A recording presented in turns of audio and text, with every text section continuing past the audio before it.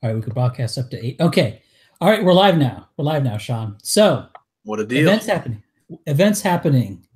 So we had Sargon of Akkad had his event, and I have to say that his event, where I don't know what it was like some London college or whatever, the Antifa guys came in. They were able to shut down the event, but the hell of it is the optics that Sargon had from holding up the flag, holding up the Antifa flag, and also not only did he like look like really good in front of like an Antifa guy, but there was another guy who basically it was awesome because he basically had this other Antifa guy in a chokehold and was like gouging at his eyes and gouging at his nose and stuff. It was like, oh, that was so perfect. So now the Antifa, they were able to shut down the event, but who fucking cares? It was just going to be some long rambly thing. Sargon saying Sargon stuff. Like this was much better. This was a much better outcome for Sargon than actually having the event. And he looked really good. So, and I'm thinking about that. And then on the same day, you had this rally in Michigan State with Richard Spencer. And what was on the news? There was a guy who pulled out a gun and he got arrested. And I'm just thinking, like, that is like, so, I mean, that's like a perfect contrast. And I posted a tweet, and a lot of people didn't understand what I meant when I said Sargon BTFO'd the alt-right. And what I meant by that is that he put on a much better event, much better optics than what Richard Spencer did. So I don't know, anything you want to say about that? Yeah, I mean, Sargon definitely, I think, came off better. That event as a whole came off better. I do think the Spencer thing wasn't so much a rally as it was a speech, I guess. Yeah. Yeah, go ahead. But yeah, obviously, I mean, the Antifa, in a sense, I guess, succeeded if they shut down the Sargon thing. But obviously, but in a grander sense, they failed optically. Whereas in the Spencer thing, the optics were quite bad. The Antifa successfully stopped a lot of people from getting into the thing. It did not go well. Yeah, I actually watched the speech and I was shocked. It was like this big auditorium, and there was like, I don't know, it looked like there were 20 people in there. The cameras didn't go to the crowd very much, obviously, but it looked like there were only 20 people. So now I saw this event, and I was actually told by someone. I was told by someone that Richard Spencer had, after Charlottesville and after, you know, the failure of these kind of live events, that he wasn't going to do any of this stuff anymore. So I saw this and I was like, what the hell are you doing? And so, and like in his speech itself, Richard Spencer actually said that they were having a lot of problems with being deplatformed, being demonetized, having all these issues with being just shut out of the public space right after Charlottesville, right? And then he goes in and he has this retard event, and I'm thinking about that guy who pulled out a gun. Now, Richard Spencer, like, pardon the pun here, dodged a bullet on that in two ways. First off, apparently there's a bunch going on in the news to where they didn't cover that guy at his rally who pulled out a gun on the Antifa. So they didn't cover that guy very much. It ended up not going very far as a story. And also, he dodged a bullet in the fact that this guy didn't move his trigger finger like a few more inches and shoot someone, right? Anyways, but the thing is like, Richard Spencer has done this so much, and like, you'd think he would have learned a little bit by this, a little from these events, these failures. Yeah, and he seems to. I mean, he seems to very much not, I guess, learn the lessons we anyway would draw from it, because he was talking about how at the event, how he thinks it's important for the alt-right to continue to move into in-person events and to get out of just internet activism and this sort of thing, in spite of the increased difficulty. And an important thing to emphasize is that these events are not only making it more difficult for other in-person events to happen, but they are also making it more difficult for internet activism to happen. And that is a pretty significant cost in terms of the increased deplatforming that's taking place on YouTube and on Twitter and on payment services and things like this, that Spencer himself attributed to a reaction to Charlottesville and, I guess, similar events. Right. So the thing is, like, right after Charlottesville, this is when you got the taking down of the Daily Stormer website. You got all the stuff on the social media and payment processors. And one thing is the best way to describe what's happening with all of these real life events is you have these people, they're thrusting us into a media battle arena that we are not at all prepared for. And he's also doing stuff that prevents us from laying the groundwork on that. For example, the Hailgate event, the thing is, Richard Spencer in the actual event, he actually didn't do anything like bad. He just held up a glass and said, "Hail victory." He did nothing. Richard Spencer did do nothing at the event. But the thing is, you had the Atlantic cameras in there and you had CNN cameras in there, and I think others as well. And what I'm sort of wondering is that he is a story. Like when Richard Spencer goes somewhere, or any like alt-right figure goes somewhere, they are a story. Why are they giving their scoop to CNN? Why don't they, hey, we're in a long-term media battle with these people who hate us and are going to try to lie about us at any corner. Why don't you bring in, say, Western journalism? They have reporters. Why don't you bring in Breitbart? They have reporters. Why don't you bring in freaking InfoWars? They have reporters. They'll cover you. And the thing is, people say, "Oh, well, they're not real journalism." Well, that's just because the other journalists say so. And that's just because the shit libs like to say so, because they don't like the way Breitbart, InfoWars, and Western journalism cover things. Or that other one, One American News Network. So, and just imagine, like, if you're a shit lib and you and you have like an event, like you don't go, "Hey, let's bring in Breitbart. Hey, let's bring in all these hostile journalists." No, you bring in favorable journalists. And so what Richard Spencer and these sort of live events, I don't necessarily want to entirely single out him, although he is, I would say, the chief culprit in this. What he's doing is he's thrusting us into these media arenas, these media battles that we're not prepared for, right? As also, as an aside, into like these sort of deplatforming battles that we're not prepared for. And he's doing it without, and he's missing opportunities to build up our own like media, favorable media. So right, because an important part of why we're not prepared for it is specifically because we don't have control of media, and therefore we don't control how people perceive the events that take place. And so it is ironic that he is at once doing these things and also not doing the things which would be most conducive towards fixing that. But also, I think it's important to say that he might be of the view that sort of any press is good press or something like that. And I think it's important to realize how much more control the alt-right has over how things are perceived on the internet relative to in person. And Richard Spencer and many people seem to have something against internet activism, and I don't understand why exactly. Like, an uncharitable interpretation of why is because the idea of doing IRL things is more exciting.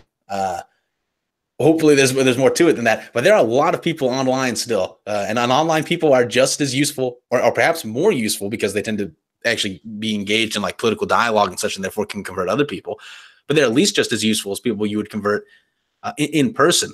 And the conversion, I think there's more evidence for conversion online than there is through these in-person things. And as we said, because of the deplatforming, this thing inhibits the ability to spread alt-right messages through the internet. I had a main point that I was going to make, and I think I forgot it mid-sentence. Okay. So yeah, just think about like how when you have like one of these live events, like it's almost like, I mean, I feel like a broken record saying this, but it's like you have these, you had all this time. Oh, did you remember your point? Yeah, just that the reason why we have more control online is because we control like when you have a bunch of people who sort of just like they mass go to a comment section or something like that, right? Even though the alt-right is the minority, they can have a very large effect on how things are perceived through that mechanism. And just because the difference in viewership, right, between alt-right internet things and a major news network is a lot less than is the difference, or is a lot more than is the difference in viewership between alt-right internet things and non-alt-right internet things, for the most part, right? When I'm talking about, well, I mean, a very good example recently of something that was very good online, right? Was the whole thing with Kraut and T and the blood sports thing that has come out of that and all that sort of thing. Which in the comment section you can see, I converted a non-negligible number of people, or at least made them much more sympathetic to this sort of thing. And that could not have happened in person, right? If Kraut was a news anchor at CNN and had made something attacking Ryan's video or something like that, it would not have played out the same way. Right. Because CNN, for one thing, the CNN viewers would never have seen Ryan's responses, for one thing. Right. Yeah. Exactly. Like he would have just said the stuff on CNN and that would have been the end of the segment, right? The end. That's what would have happened.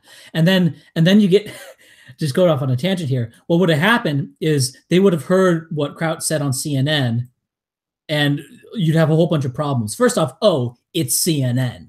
So that means it's vetted, it's reliable. Like these people, they have journalism degrees from Brown and Columbia. Okay, so these people, they definitely did the fact checking on this. So you have people who trust it a lot more because it's CNN or whatever. And what'll happen is they'll hear those arguments, and then like 5 years later, they'll continue to sort of believe that thing. And like if you try to argue them out of it, they won't listen to your arguments counter. Because the thing is, they've sort of forgotten sort of the nuts and bolts of why, for example, Kraut and T's arguments, they've sort of forgotten the nuts and bolts, but just remember it sounding compelling and it being CNN. And then if I come in and say, hey, like here's why Kraut's wrong and like all this stuff, you know, here's why Kraut's like literally retarded. That's not what heritability means, blah, blah, blah. They would just go, well, you know, expert over here. Also, I forgot what specifically what he said versus, you know, who's this guy? Whereas on the internet, everyone is a who's this guy. So you get much more of an argumentative sort of thing. And that's also one thing you brought up, like with the swarming of the comments section. That's props. Like my initial reaction, for example, to Andrew Anglin and the Daily Stormer, sort of my gut instinct with him was negative. Like I had a very negative view of Andrew Anglin and the Daily Stormer.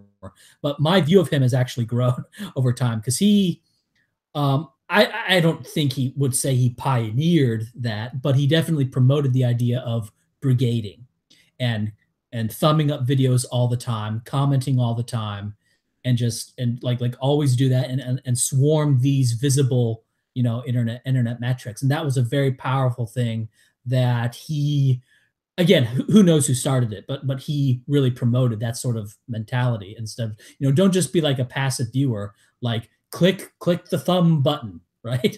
And click up for your guy, click down for the enemy. Like, you know, and it's just, and that was a great thing that he had. But guess what? Andrew Anglin's website, and the thing is, just as his website was starting to turn what I would say is in a good direction, away from the Nazi shit and toward sort of like an Americana aesthetic and also an Americana message, that's when it got taken down. And the reason, you know, it got taken down shortly after Charlottesville, and that's when sort of the persecution of the Daily Stormer happened. And it was happening right as the Daily Stormer was starting to, in my opinion, turn the corner in a positive direction. And that's, you know, that's what these live events have brought us. And I mean, like another thing these live events have brought us is an increased probability of people being doxxed and having, you know, a significant proportion of their life kind of fucked, which is another, I mean, it's obviously much more likely at these IRL sort of things, which I think one of the reasons why the internet is so valuable is because the left has a very strong level of power when it comes to social proof, and they can ruin people for disagreeing with them, but not if they don't know who those people are. And sure, obviously, sometimes people do get doxxed who just exist online, but it is less likely. And therefore, it weakens the left more because it takes away from them to a very large degree one of, I think, their most powerful weapons, and probably the principal weapon specifically by which they accomplished indoctrinating people with respect to race. Right? It was not the science. It was the fact that they would ruin you should you disagree with them. And the internet gives people an amazing opportunity to bypass that that weapon of the left and to prematurely, before you control any of the public reaction, to just go in to do IRL stuff in front of enemy media cameras, essentially, is a waste, I think, to a degree, of a very strong opportunity, especially when, and we've said this before, but just to say it for the millionth time, especially when this thing that he's doing actually brings on more of authoritarian censorship online. Right. So, so one thing I was sort of thinking about, yeah, I guess another thing I'll talk about. I don't know if, how much we want to go into this, but like I was watching Richard Spencer's speeches, and I think this sort of has to do like is okay. I'm going off the rails here. I saw the way he dealt with the native question regarding Native Americans in North America, and I was a little bit taken aback as he immediately went into might makes right. Like, oh, well, we conquered it, it's ours now. So he had this might makes right argument in kind of a political situation today where might makes right is not going to be very helpful to us at all. And in fact, I would say it's going to be very damaging to us if you have a might makes right argument. It also makes people, you know, not willing. Yeah, that's just such a bad, such a bad in so many ways, because it makes it so, oh, anybody can like do shit to you and say, well, might makes right. And so like people will treat you unfairly. And it was just a stupid argument to make. And I don't know, you know, Richard Spencer, when he's when he's in the situation, sort of a live event, it's very stressful, lots of stuff going on. You know, I'm not necessarily saying I would have been able to make what I think are better arguments regarding the Native American question. Like to say, well, there are only about 2 million people in North America when the Europeans showed up. Not the whole of the Americas. The whole of the Americas was around 18 million. And this is based on genetic data. Older estimates had higher numbers, but these are kind of ridiculous. You know, there's a whole bunch of shit-lib academics who will say there are 100 million Native Americans in North America when the Europeans showed up, which is kind of insane, right? Given that we know there are only about 35 million during the Civil War, and we know how much that left behind, whereas the Native Americans left behind very little. So there are only about 2 million of them. And you want to say, oh, they own the whole continent because they hunted some buffalo around the whole continent. It's like, no, just because you piss in the ocean doesn't mean you own the ocean. Now, I would then say, okay, but you're a people.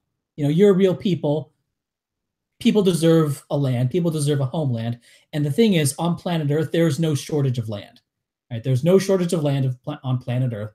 The whole of the planet. This is a bit older data. It may be a little bit more now, but I remember looking at something from like 2005 saying that the population of the whole planet could fit into a suburb the size of Texas and Oklahoma. Okay, there's no shortage of land, right? And the second largest food exporter by value is the Netherlands. Okay, now food exporter, not necessarily food producer, but the thing is, it's like, you know, there's no shortage of land, right? And there's not like, oh, there's only so much space for, you know, whatever. And that would be a great argument to do that stuff. And I understand Richard Spencer was in a situation where, you know, he's not as relaxed to say I am now, but the thing is, why are you doing that then?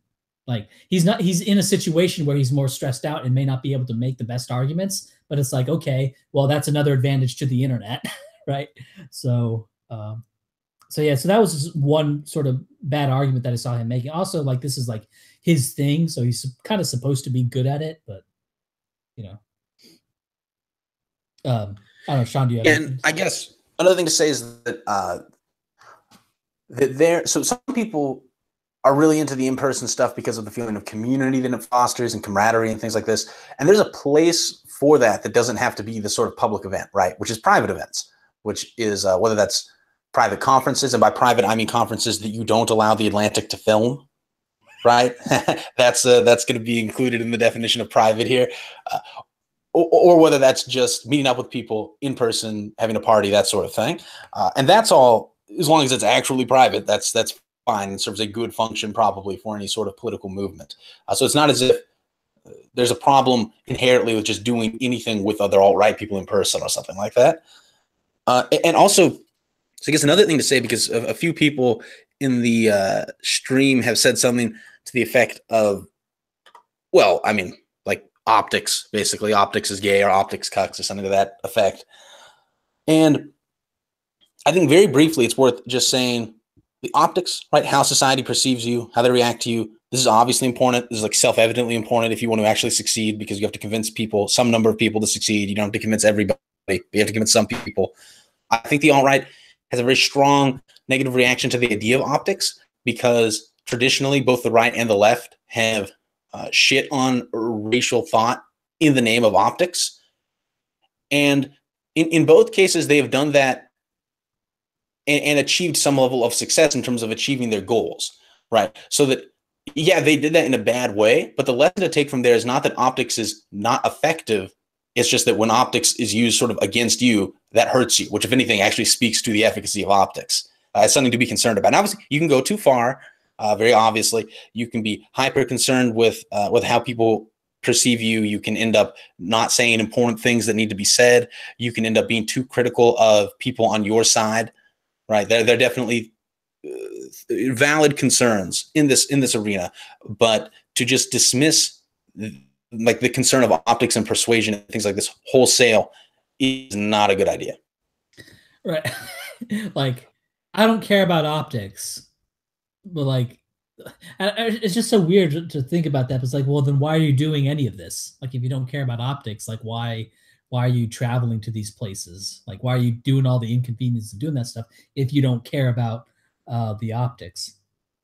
I mean, so I was also yeah, another thing that was sort of like kind of got me a little bit peeved about this was when again when Richard Spencer was talking to some guy, and this guy was just like a random normie. This wasn't like, this is something that I sort of come to remember when I actually interact with real people from time to time, as opposed to like internet debate people, is just how like not very good at arguing and normal people are.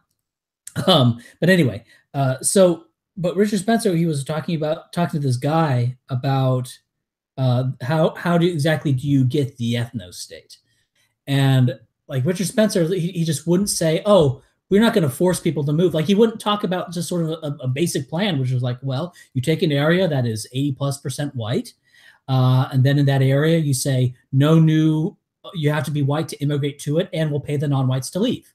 Right. And then over time, that area will become wider and wider and wider. And of course, we'll actively seek to import, white people from South Africa, white people from Eastern Europe, who want to come and to get the number higher. And then we can reach a number of around 95%. And the point of the country is not necessarily to be 100% white, but to be something like Israel, which is a place on the planet that any white person can go. Right. And it all seems like very simple stuff. And again, you could say Richard Spencer was under pressure. Okay. But he created that pressure, right? So that's kind of the issue. It's sort of like, well, I went into a fight and lost, and then you could point to me saying, well, Ryan, you don't necessarily know if you would have done any better. And it's like, yeah, true, I don't. I mean, I can sit here sort of on the sidelines and say, critique Richard Spencer all fucking day, right? But that doesn't necessarily mean I would be able to actually do anything better when I was actually in it. It's called like, it's like in football, players who don't actually play but critique is sideline talk. Right? I get that, but again, I'm not doing this stuff, right? I'm actually against doing this stuff. So it's like. Also, I think we can say that there's a context in which I think there is very good evidence that Spencer performs better, which is on the internet, which is like the streams he did with Worski. He did better in those streams than he does in these live in-person events. And the streams get a very considerable viewership. So I think that even with Spencer, you can look and say maybe he should have done better in person, but also he would have done better, in a live thing if that live thing was conducted in a medium that is not as antagonistic towards him. Yeah. Now I have a question. Have any of us ever seen any like speeches at these events? Like, I mean, I saw like a little bit of the speech at Michigan State that Richard Spencer was doing. But like, I don't know how many people actually saw that versus how many saw his appearance on the Worski stream. How many people? I don't know. Did anybody even manage to get off a single speech at Charlottesville? I don't think so. I mean, we have a comment section here. Maybe they'll say. I mean, I've seen his speeches at Texas A&M, which it was more of a Q&A, and his speech at Auburn. So I mean, I've seen some of his speeches through the internet. That is. Yeah, and frankly, I think that his Yeah, the thing, and I think the biggest impact of those events was those speeches being replayed on the internet. Quite frankly, I think Yeah, that's well, where certainly that was the case in terms of the Texas thing. yeah, in terms of the Texas thing, and also the Florida thing. I think maybe the Florida thing as well. But anyway, but even then, it's like, yeah, another win for the internet. So Yeah, and the internet still has. I mean, look, most of the people, almost all the people probably who are in the alt right currently were brought via the internet, and there are still a lot of people on the internet who are, just there. There's still a lot of people that are there that they can be converted to these sorts of ideas. It's not as if we have dried up the internet and there's not still fertile ground to go into and grab people. And as we said earlier, we just don't have yet the sort of media institutions which we could grow on the internet, but to shape the public perception of this to any meaningful degree, the things that you do in person. right. So one thing I was sort of thinking about in all this, and I guess I'll sort of end on this. I was told by someone that Richard Spencer wasn't going to do any more of these things, and that actually resulted in me going around that resulted in me like defending Richard Spencer a lot more than I would have, because I sort of thought I had insider information that, oh, Richard Spencer's not going to do any of this crap anymore. He's not going to be thrusting us into media battles anymore that we can't fight. He's not going to be thrusting us into legal battles that we're not prepared for. Right? He's not going to be doing this crap anymore. Right? And really, I'll be quite frank. If not for Charlottesville, I don't think we would be having this censorship problem.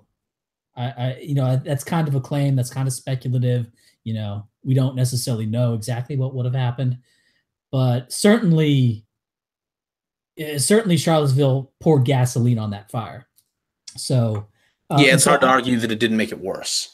Yeah, we'll say that. Not only that, but I guess I would also just very briefly say that I think, and this is just my perception of things, but talking to people like random normies in person and the like, that Charlottesville had a negative, like a lot of people before Charlottesville didn't know what the alt-right is, and a lot of people after Charlottesville knew what the alt-right was. It's some vague neo-Nazi thing that got a girl killed. Right. And yeah, Richard Spencer does care about optics in the sense that he makes an attempt at optics, but being known as a neo-Nazi movement that got a girl killed is not good optics. Right, right. Yeah, and the thing is like on the internet here, we can sort of talk to people who are going to talk about it, and they'll talk about the arguments. And if you're on one of these streams, you can sort of specify what you are, saying, no, I'm not a fan of getting people killed and stuff like that, right? So the internet sort of has the advantage of getting you away from that. But the thing is like when people's media is literally like, imagine going onto YouTube and making arguments, but all your arguments had to be presented by the Young Turks, right?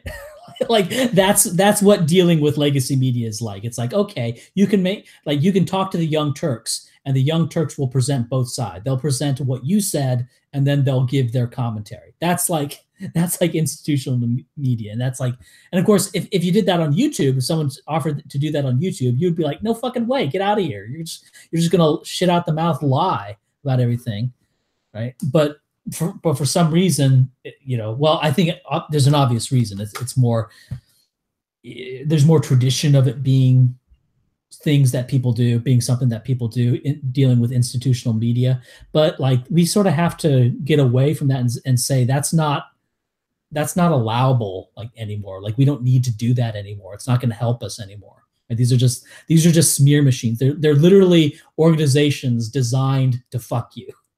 Like they're just giant. They have these giant journalistic establishments that try to establish a lot of authority and credibility points by like having like journalistic jargon and like talking to academics and stuff. And so they have this giant ball of like authority proof, and and they just blare all over the place, out in public, on the internet, to smear you. And then they get a whole bunch of like social media people like David Pakman and Young Turks, who then read the New York Times article or the CNN article or the or the Guardian article. So it's like it's basically just a giant apparatus that almost seems designed to fuck people over, right? And what is it doing? Like, what is it doing? So it seems pretty obvious there. But anyways, I'm derailing here. So I feel like I was kind of conned regarding Richard Spencer on this. And the thing, and with this Michigan State event is what pisses me off, because I thought he was not going to do any more of these anymore. Right. And I'm not blaming Richard Spencer for, like, the thing is, the Michigan State event, it looks like it sort of got swept under the rug. For whatever reason, it's not blowing up into a big deal. The news cycle is not really covering it as much as they are the other things. But it's a big deal for me because it's like he's still doing it. And he's still doing it. The label alt-right was trashed by Charlottesville. And I sort of was sort of kind of going along with it because I thought, okay, they've reformed. Andrew Anglin, he's turning off the Nazi stuff, more of an American stuff. And so it looked like sort of the alt-right was turning the corner, and I still think it is, by and large. But now I think it's time to say, you know what, I don't think the alt-right label serves me anymore. And I sort of noticed that, and I was thinking this, and this is something I thought in the back of my mind for a while. And it's also kind of apparent that people like JF, people like oh God, what's his face? He's gay. I think he was a cop. Integral Math, yeah, or Justice CR. I think he doesn't take the label alt-right, even though he's getting pretty close to like white nationalist ideas by now. So it's like, so you have a lot of people who we would sort of define in our clinical sense that this is like some sort of white advocate like JF, but does not take like Stefan Molyneux. Like Stefan Molyneux, yeah. But they do not take the label alt-right because it doesn't get them anything at this point, and it really doesn't. And I sort of felt kind of loyal to it for a while, but now after this is the last straw. Like, I'm no longer loyal to this label. And what I want to do is sort of like, it's more plausible every month. It's more plausible that the YouTube people can make our own thing. Every month it gets a little bit more plausible that we can do this. I think maybe a year ago it was like, no fucking way can you do that. But now it seems sort of more plausible that we could do that. I've been talking for a while. Do you have anything to say? I mean, I guess I agree that it has become increasingly plausible as the viewership and such on YouTube for the people who talk about the race realist sort of stuff has grown, and this push towards doing in-person stuff in the alt-right has not stopped in the way that it looked like it might stop. Right.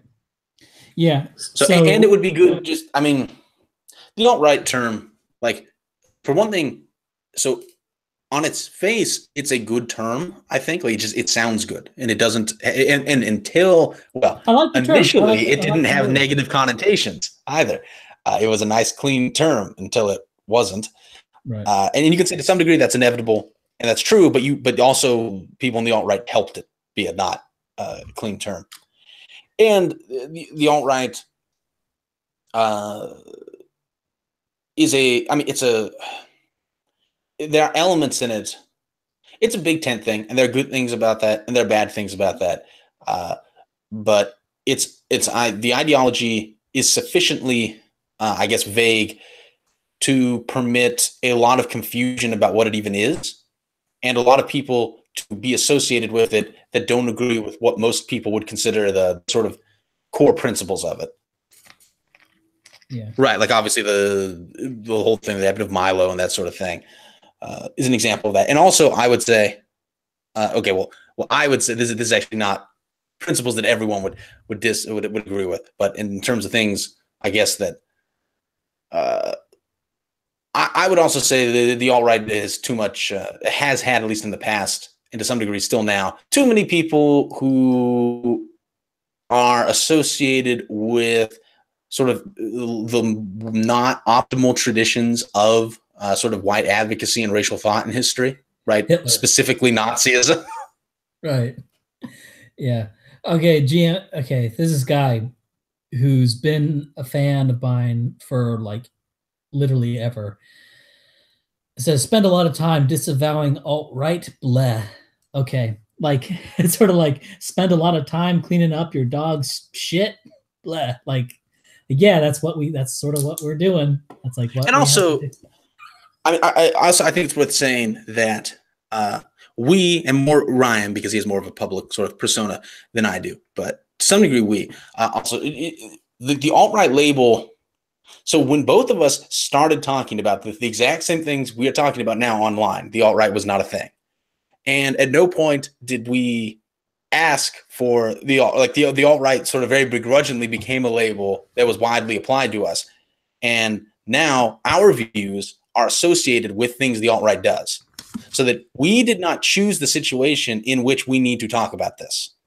Now, the alt-right didn't specifically choose the situation either, but nonetheless, like by sort of society and the culture, it has been to some degree thrust upon us. Yeah, it's not like we kind of waddled in saying, "Hey, we're alt-right."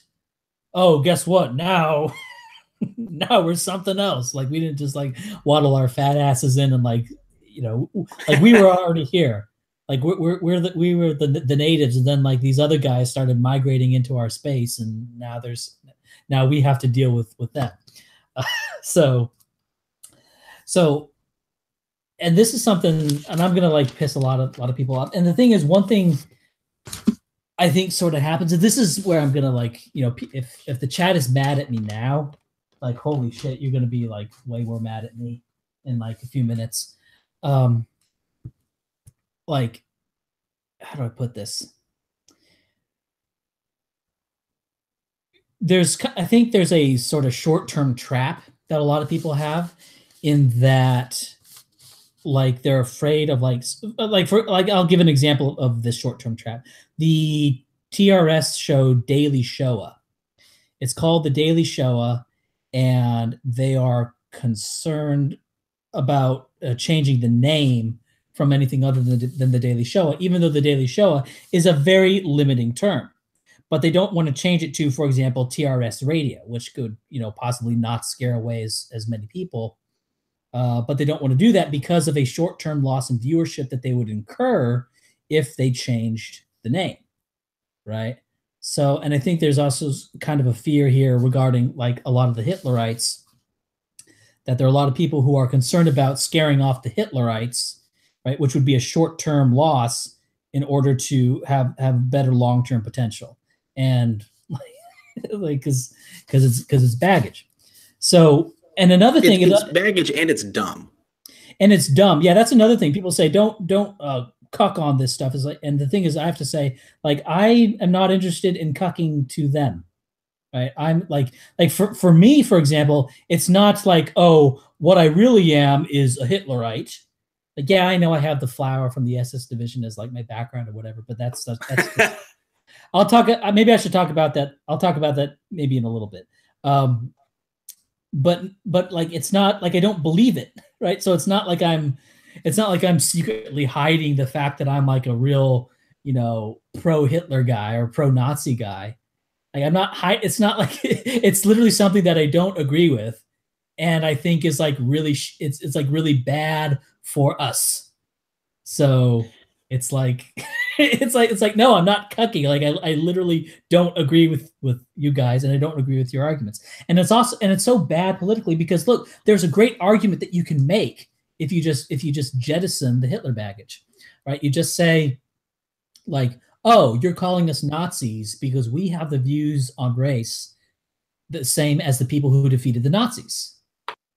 Well, there we go. I mean, that's all you have to do. Like it just like, and that's a much more powerful argument than trying to say, well, Hitler wasn't actually that bad. And, do you got 6 hours here? Let me tell you why the Holocaust didn't happen. And it's just so cumbersome.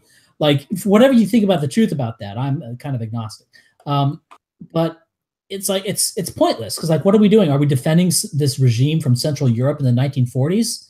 Like, why are we so attached to the Central European regime, like from a specific period of years?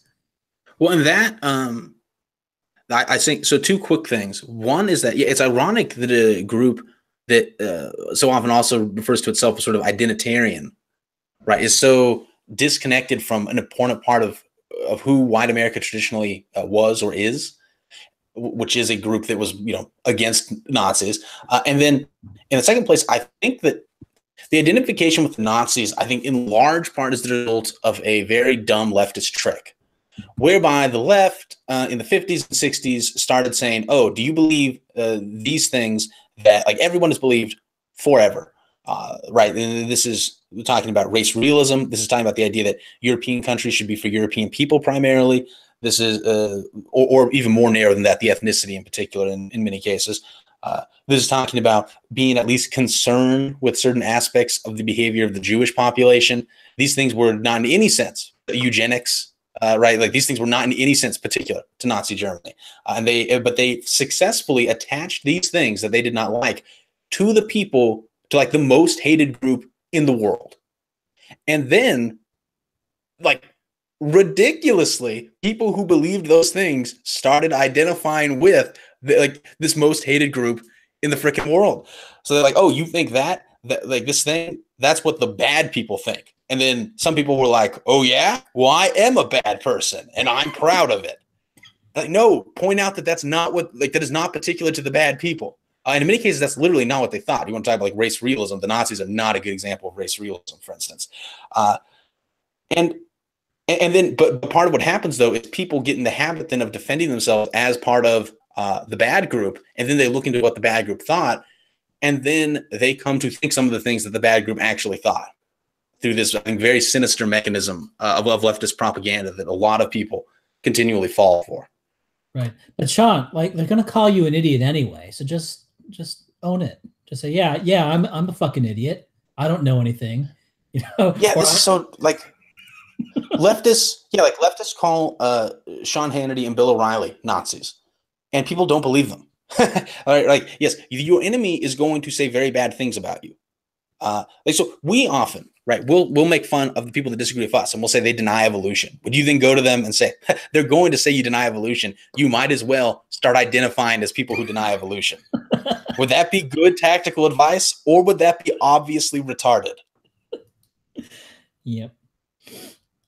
Yeah, so one line I sort of want to take, and I think I've been doing this a bit, is I basically say that the Hitlerites had an ideological view of race, right? And just like today, what we call SJWs, race deniers, they have an ideological view of race, whereas physical anthropologists in the U.S. and the U.K.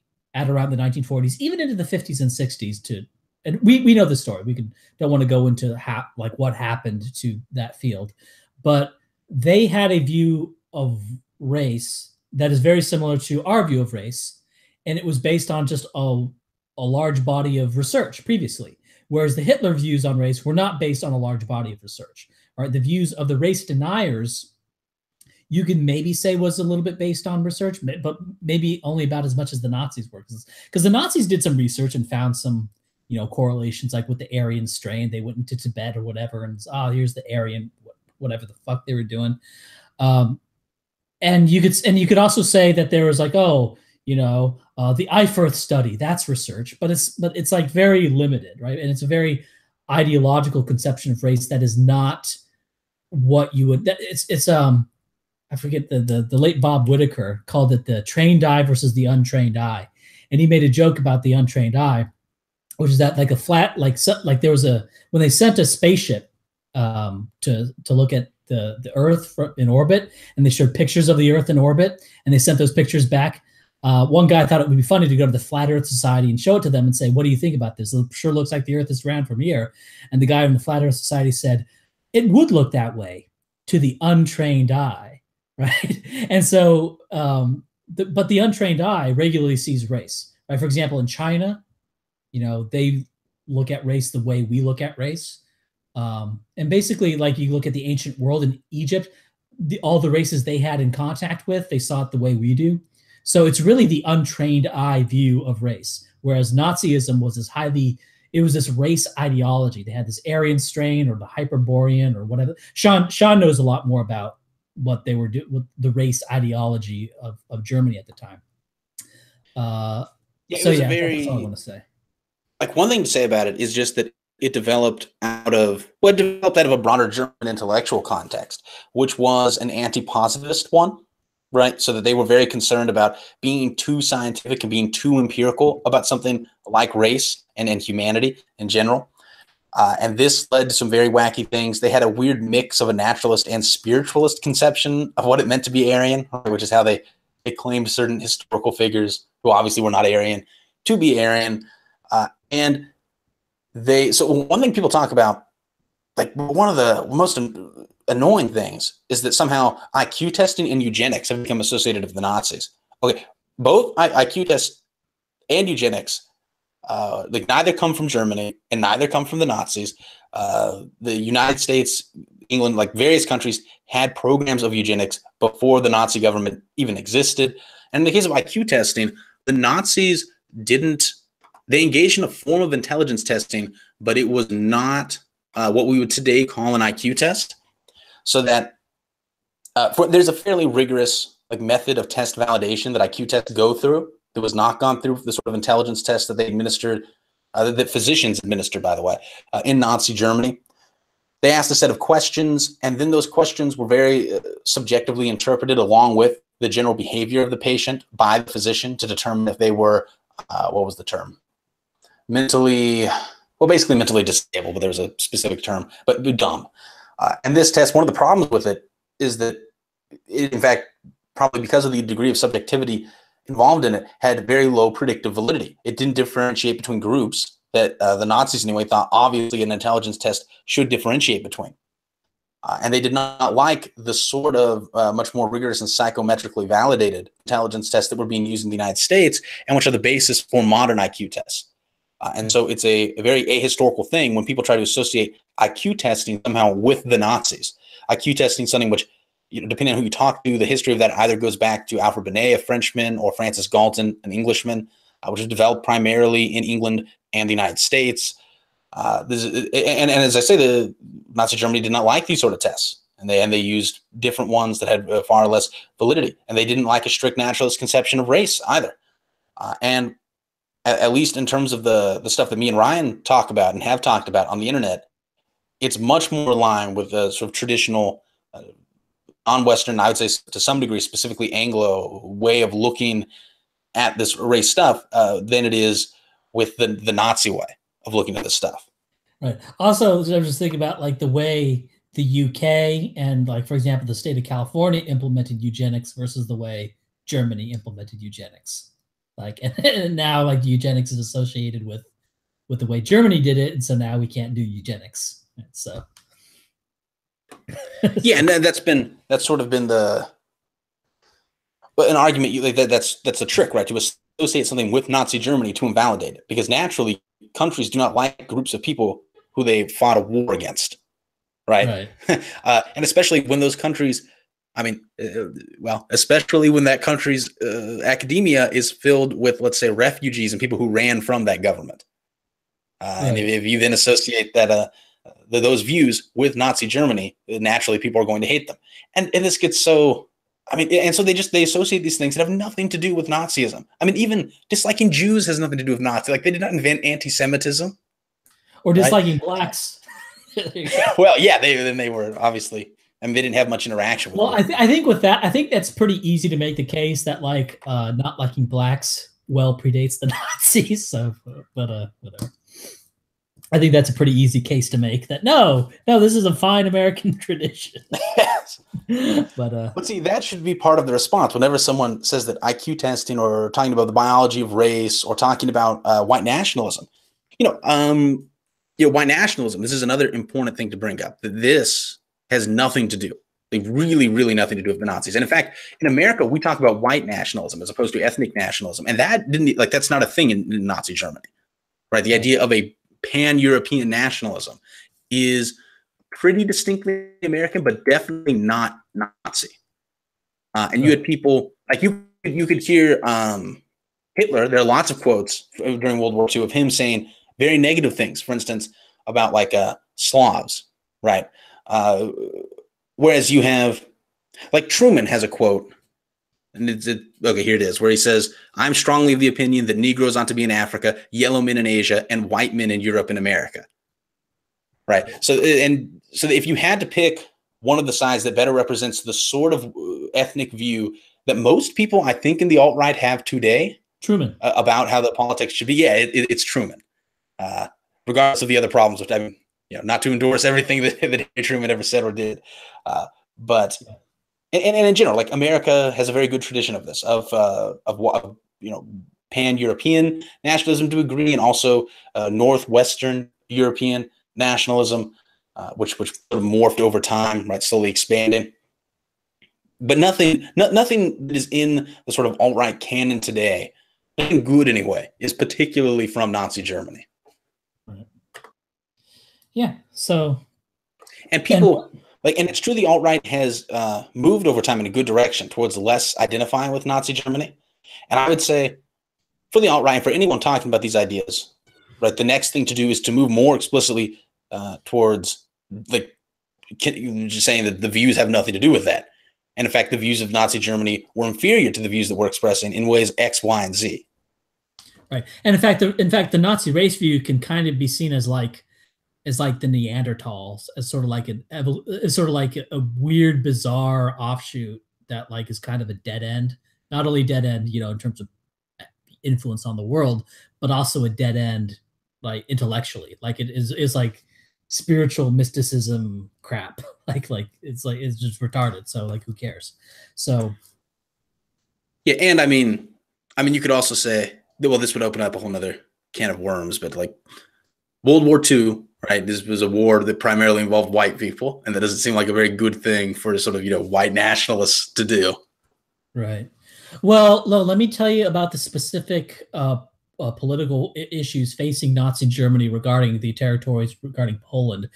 Germany was responsible for the release of Poland, and then Poland took a bunch of territory from Germany at the Treaty of Versailles, basically stabbed them in the back. So Germany really had, right, and all these, like, issues where Germany was in the right regarding the Treaty of Versailles, and I'll have you know that France and Britain were not honoring the disarmament that was called for in the Treaty of Versailles. Right, all this stuff apparently has, like, everything to do with white nationalism. So we really need to be, like, deep in to the plight and the struggle specific to Nazi Germany in these periods of years, because that's white nationalism. Like, that's just what I always think about when someone like defends Hitler's actions, and, like, regarding Poland or regarding Czechoslovakia. It's just like I'm aware that it's, like, really muddled. It's all really messy, and, like, Hitler had a lot of legitimate grievances and stuff like that. But it's like, who cares? Like, I'm not like I don't care, because I'm not a German nationalist. Like, I'm not, like, it's, but whatever. So I guess that is what it is. And one thing that would be nice to have an explicit movement. And I think, even though, like, most of the people who are in the alt-right have increasingly moved away from the Nazi stuff, like, like when Andrew Anglin's moving away from it, that's a real bellwether. Okay. But the problem is that, even though I think they've kind of increasingly moved away from it, they are stuck with an alt-right label that is, like, tagged with it. Do you see what I'm saying? So it's like, oh, alt-right, that's Nazi. Oh, alt-right, Charlottesville, Nazi, right? Oh, Nazi. Right, guy with Nazi flag at Charlottesville. Right. So the thing is that the term alt-right seems like it would be a good label, and it's sad that people are saying, oh, label hopping. What happens when they trash when the institutional media trashes the next label? Are you going to move on to the next label? Well, I'll say regarding that criticism, like, how many years have we been with the alt-right label? Like, to accuse me of label hopping, I mean, it seems to be like, I don't know, like, how many years have we been, like, with the alt-right? Like 4 years, 5 years?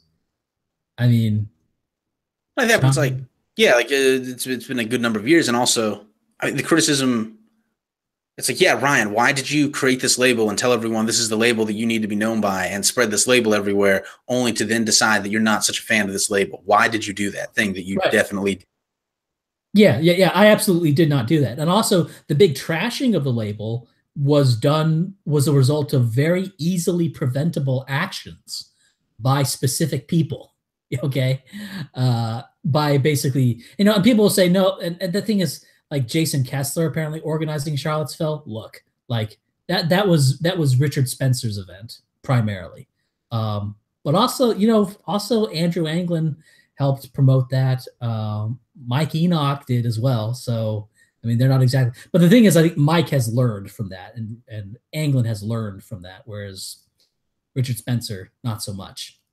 So so so I think putting up Jason Kessler as like a fall guy is kind of bullshit. I don't know how much I've seen people do that. People try to say put Jason Kessler up as the fall guy from Charlottesville. That's real bullshit because none of this would have happened without the other guys. Like they were the reason the event happened. I lost my train of thought. I forgot what I was even saying. Sean, help me out. You were, yeah, the alt-right label, sure. Any label that you have, the enemy is going to do bad things to it. But preferentially, you would have a label that you are going to minimally damage, right? And that when the enemy attacks that label, the people who identify with that label defend that label in a sensible way. And that has not happened to the alt-right. I'm going to interrupt you. Aaron Kasparov says, "Hey Ryan, get Ramsey Paul on. Complaining about imaginary Nazis is his wheelhouse." That's funny you say that because I actually invited Ramsey Paul to be on, but he couldn't be on for this. So that's Look, I'll say that, so we've both recognized that the alt-right has become a lot less associated with Nazism with time. Yeah, but secondly, if you think that this is imaginary and that there aren't any people who still hold to the Nazi ideology within the alt-right, then you simply know fewer people in the alt-right than Ryan and I do. This is not debatable that this is a thing. Right. Yeah, but another thing they're saying is that they may be right in that, say, like 90% of alt-right people who consider themselves alt-right do not endorse anything Hitlerite. They may be correct, but like it doesn't matter at this point, right? Because it's in there. PR cucking the people they're going to call you Nazis regardless. Like literally Talbot, they're going to call you Nazis regardless. They're going to call you retards regardless. The left calls lots of people Nazis. Like we already talked about that. But yeah, and then I mean, the people, the label has not reacted to the Nazi charge in the right way, which is to say we're not Nazis. Here's why we're not Nazis. Here's why actually this is traditional American stuff. At least it has not sufficiently responded in that way. I mean, some people have, some people haven't. There's been a diversity of response at different times, and it has gotten better with time. But not only the Nazi thing, but what we started talking with, right, the in-person activism thing, and that, like you said, you thought was going away, and now seemingly is not. Right. And I'll say and the in-person activism thing invites the Nazi thing because only one person has to show up with a Nazi flag. Yeah, one person shows up with the Nazi flag, and your event is scuttled, especially if you bring in CNN cameras to your event, or if it's outdoors, they can film it because they'll just stand. I don't know how many meters away they can stand, but they'll stand there and film from there or whatever. So you have to. So if you're going to have any of these live events, like it needs to be like a private event, like just like a party basically, or something. It's all indoors and it's very selective media that you have there. American Renaissance does a much better job in this, but I've heard that even American Renaissance has like institutional media, like old Alphabet Soup media covering their events. Now they tend not to fuck up at their events because everyone there is well behaved. You're required to wear a suit, and there's a steep entry fee, so that actually acts as a filter for crappy people. Well, look, you could just get one. But they've also done a better job of making the media only release videos of people who explicitly agree to have the videos released. So there are cameras at Amaranth conferences, but they've done a good job of keeping the media honest and not filming people that don't want to be filmed.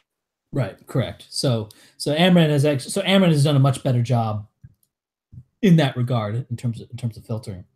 So, but one thing that sort of happened is that the term, and this is another problem. Again, I'm going to shit on Richard Spencer yet again. Richard Spencer had this idea of the alt-right as an idea space. And that, I don't know, maybe that was a good idea at the time. I think it was a bad idea. I remember at the time thinking this is a bad idea because like idea space, like, because when you have an idea space, now suddenly like anybody can say things and like say I'm alt-right. And like that sounds like really bad. Like, I don't think I even need to like enunciate how that could lead to bad things. You know, some guy says something stupid. Oh, I'm alt-right. You know, well, whatever. And but what we can do specifically, like if you have a new label, kind of like we be liberalists now, like with like specific outline points or outlines, like this is what X movement is. I don't know necessarily what to call it. But if you have that, then you can specifically say, no, we are these ideas specifically in a way that the alt-right kind of can't at this point. Yeah, and one thing I guess it's worth pointing out, because as you say, you don't have an idea of a specific name, is just that this is a bit of a, like, this is not one of Ryan's like pre-planned slideshow videos, right? This is just a sort of brainstorming and talking. So, right. There is that. Like, that's important in interpreting the conversation that we're having right now. Hi, please respond. You forgot to contact me about your translations after last streams. I did, Muckley. I did contact you. I did. And I actually, yeah, I did contact you. So I don't know what to say. Anyway. But there is one thing. Oh, sorry, go ahead. No, you go ahead. You go ahead. Okay. One thing I would say is that if you have the sort of viewpoint that I think most people in the alt-right and most people in this space online do, then it's not inevitable, but it is highly likely that white identity politics is going to become a bigger thing in the United States as white people become a minority. That is just sort of the tendency of things normally. I'm not saying that it's going to become dominant. I'm just saying it's going to become bigger naturally. And right now, what we're sort of doing, the way I think of this, is that we are currently, to some degree, laying down the sort of political infrastructure, which will, and ideas, which will be there to sort of catch white people as they move, as some of them are polarized in that direction, right? And so it's not as if, if some group of people breaks with the alt-right, that is going to stop sort of the white identity, I don't know, movement in the United States or something like that, because primarily the white identity movement in the United States is already and is going to continue to be the result of things that are happening to the country, not to what specific, not exactly to what specific people are saying.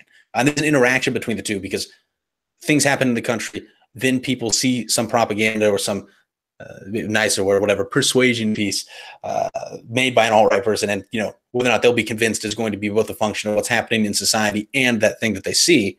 But the point is just that it is not as if the current white identity political movement that exists in the United States, as it's organized around the alt-right, which is, I mean, and then to be clear, like, it's not the worst thing ever, but it's much better than the white identity movements in the United States in the past, obviously. Yes.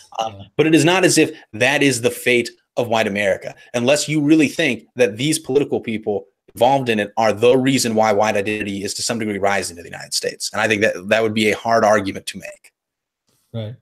Yeah. One thing I was sort of thinking about is, like, we had this problem, remember, with anarchism and having to define what anarchism was. And like, and that's always one advantage that Marxism and objectivism had. Now, obviously, Marxism went places, objectivism did not, but they both have a similarity in that they had, Marxism was the writings of Marx, right? That's what it is. Now, people could misrepresent Marx, fair enough, but there was ultimately like an authority of like, this is like the book of Marx, right? This is what it is. And they're like, these are the books, the novels of Rand, right? This is what Rand thinks, all right? This is like the buck stops somewhere, okay? Whereas with anarchism, there's nowhere you could say that the buck really stopped. Like, oh, we're against the state. Oh, we're against all kinds of authority. Like, but that's a state. Well, how do we define a state? And blah, blah, blah, right? It just became a big mess, right? And I think we did what we could do to try to clean up that mess and say, well, this is what most people think of when they say state and all that stuff, and you can put some sort of parameters around it. But ultimately, it was kind of a mess. And I think the alt right is in a similar situation, and it has been for a long time. In that you had, for example, there was an attempt. I remember when Milo was calling himself alt right, when Thurnavith was calling himself alt right, that there was an article on TRS, and this article was promoted by Mike and the Daily Show. And basically, they were like sort of the real quote unquote alt right figures were promoting this article. I forget who wrote it. It was Lawrence Murray or something. It was basically the pillars of the alt right. But I looked at that and thought, well, that's a valiant attempt, and it may have done something very valuable if this had been put forth at the outset. But I think basically the horse has left the stable. Now it has improved a bit. Thurnavith is not calling himself alt-right. Milo's not calling himself alt-right. So they've warded off quite a bit of that. But still, you have this problem that it still functions, as Richard Spencer called it, an idea space. And that's where we're having an issue. And if you go from something that's not an idea space, then you could do something better. You could say, for example, no, like this new movement, like the New Europe movement or whatever you call it, placeholder name. This is not, we are like specifically anti-Nazi and anti-Hitler, right? It's literally in the platform, right? And also like the Nazi views on race are completely antithetical to our own, right? There is like, and you could say that that's silly. You could say, oh, that's cucking. We shouldn't have to say that or whatever. But look, I recall, actually, I think Sean did this as well. In Facebook groups, we would talk to people about we would see people talk about Charlottesville and the events of Charlottesville. And there was a sort of an initial gut reaction amongst people, or at least a certain percentage of people, probably the majority, when these people at Charlottesville were being called Nazis. And they would say, no, they're not Nazis. That's just a smear. They're not Nazis. Right. And then just one picture of some guy with a Nazi flag. Oh, they're Nazis. Right. Because there's no platform you can point to and say, no, like here's the actual platform of the alt-right. They are anti. You can't do that. Okay.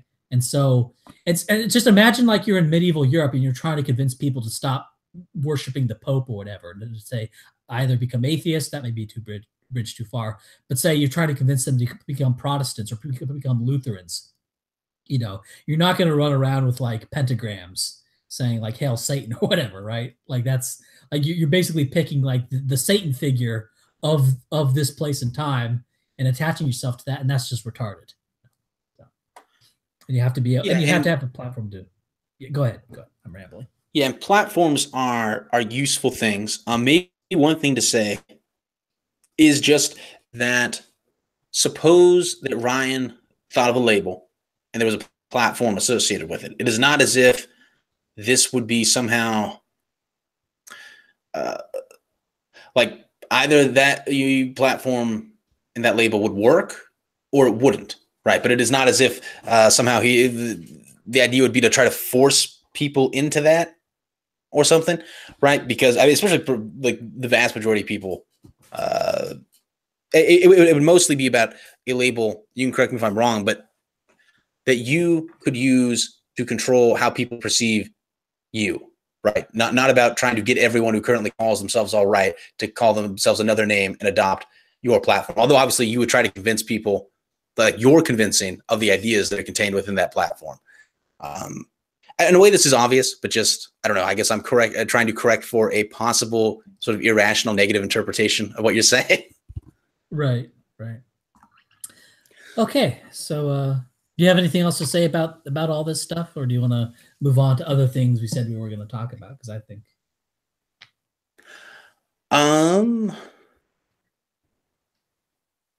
yeah, I can't really. Well, I think that's about it. Yeah. This. Well, I had a notepad thing. Let's see. Yeah, it's like the notepad thing. This is not a professional stream. No, it's not. Oh, well, one thing I will. Okay, this is. I guess this is just another criticism of Spencer from a different But the other ones were Ryan's. So this is like completely independent because it's mine, and so it's not like we're piling on one person or anything. Well, we are. Whatever. Just say the bit. But I think there's a weird thing.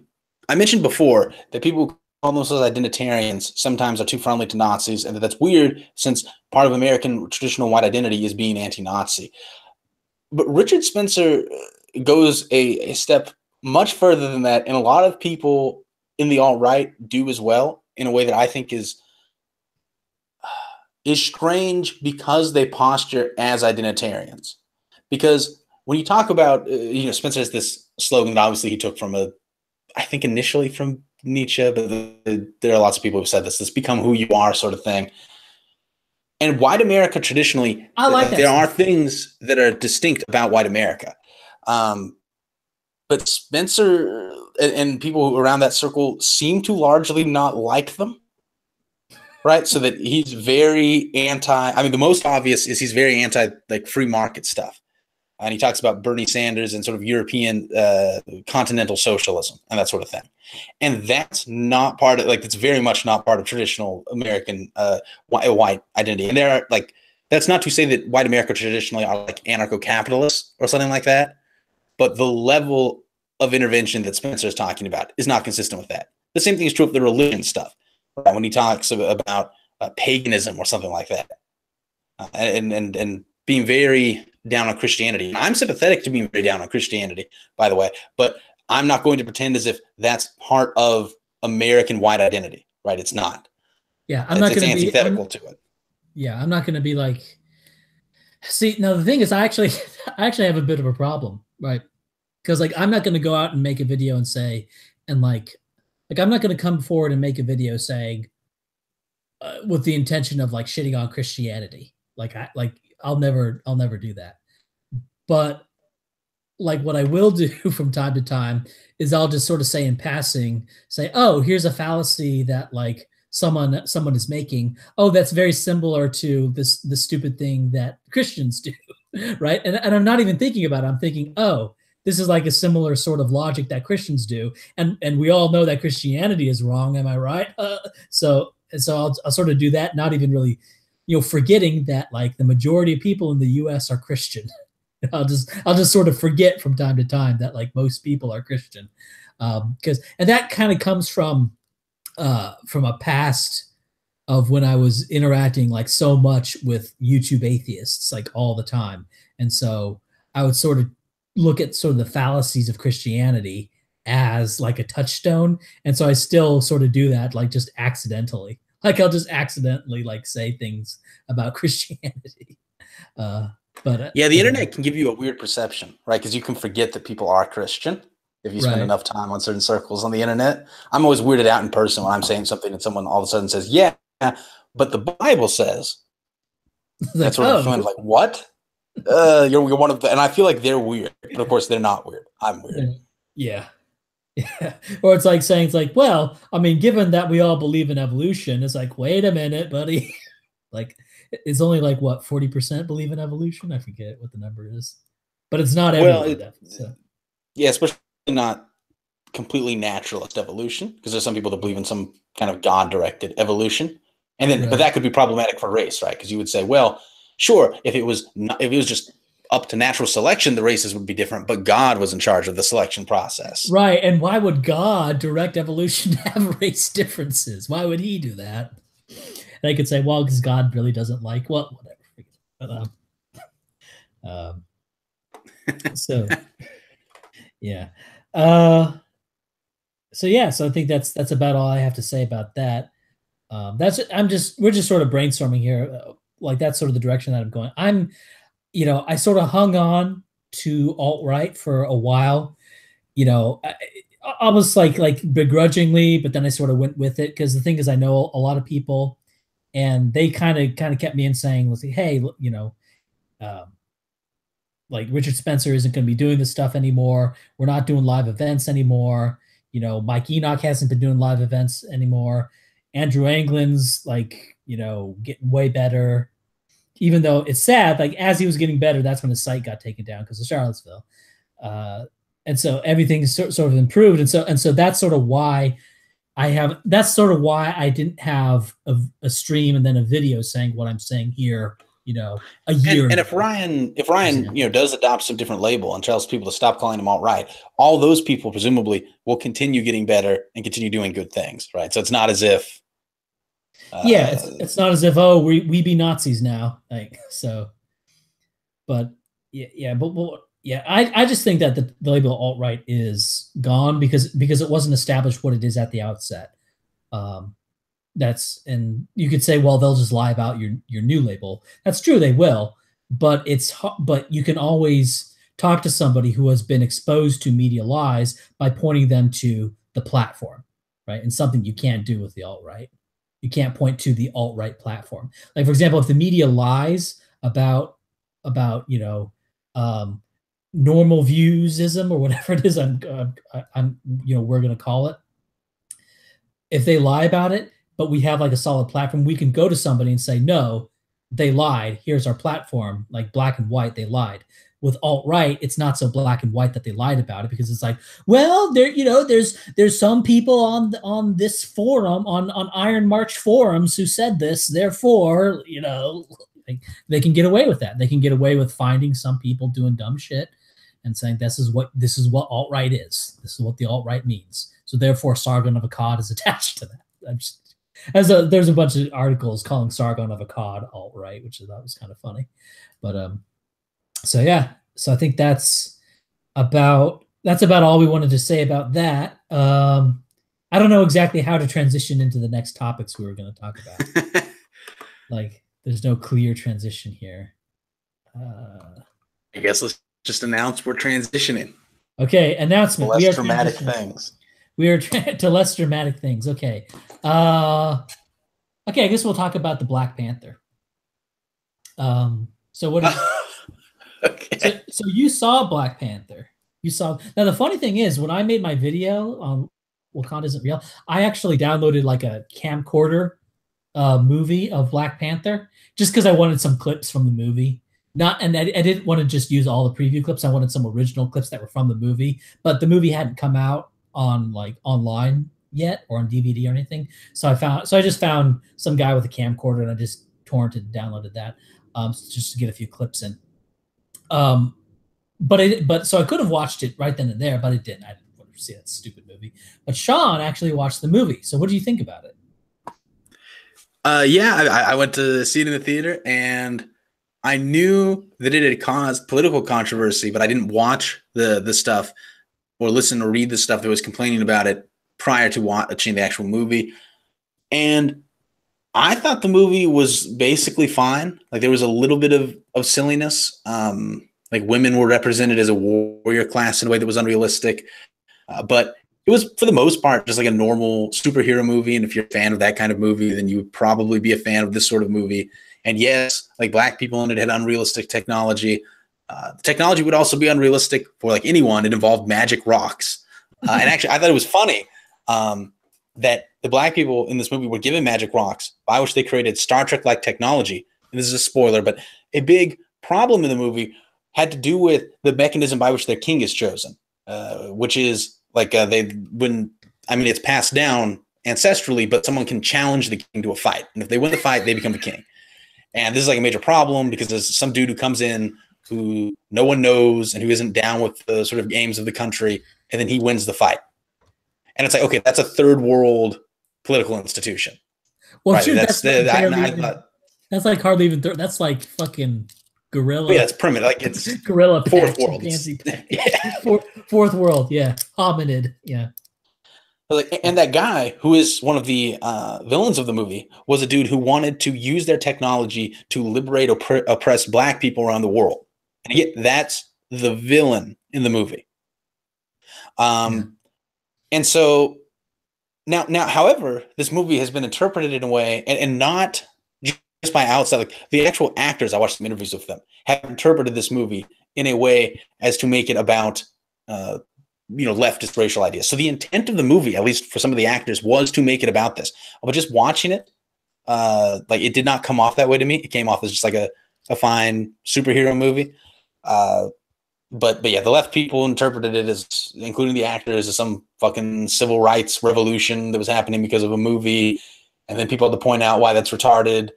And some people use that as an opportunity to talk about the history of why Africa is poor, since it depicted Africa being rich. Yeah. And then it spawned a whole bunch of stuff.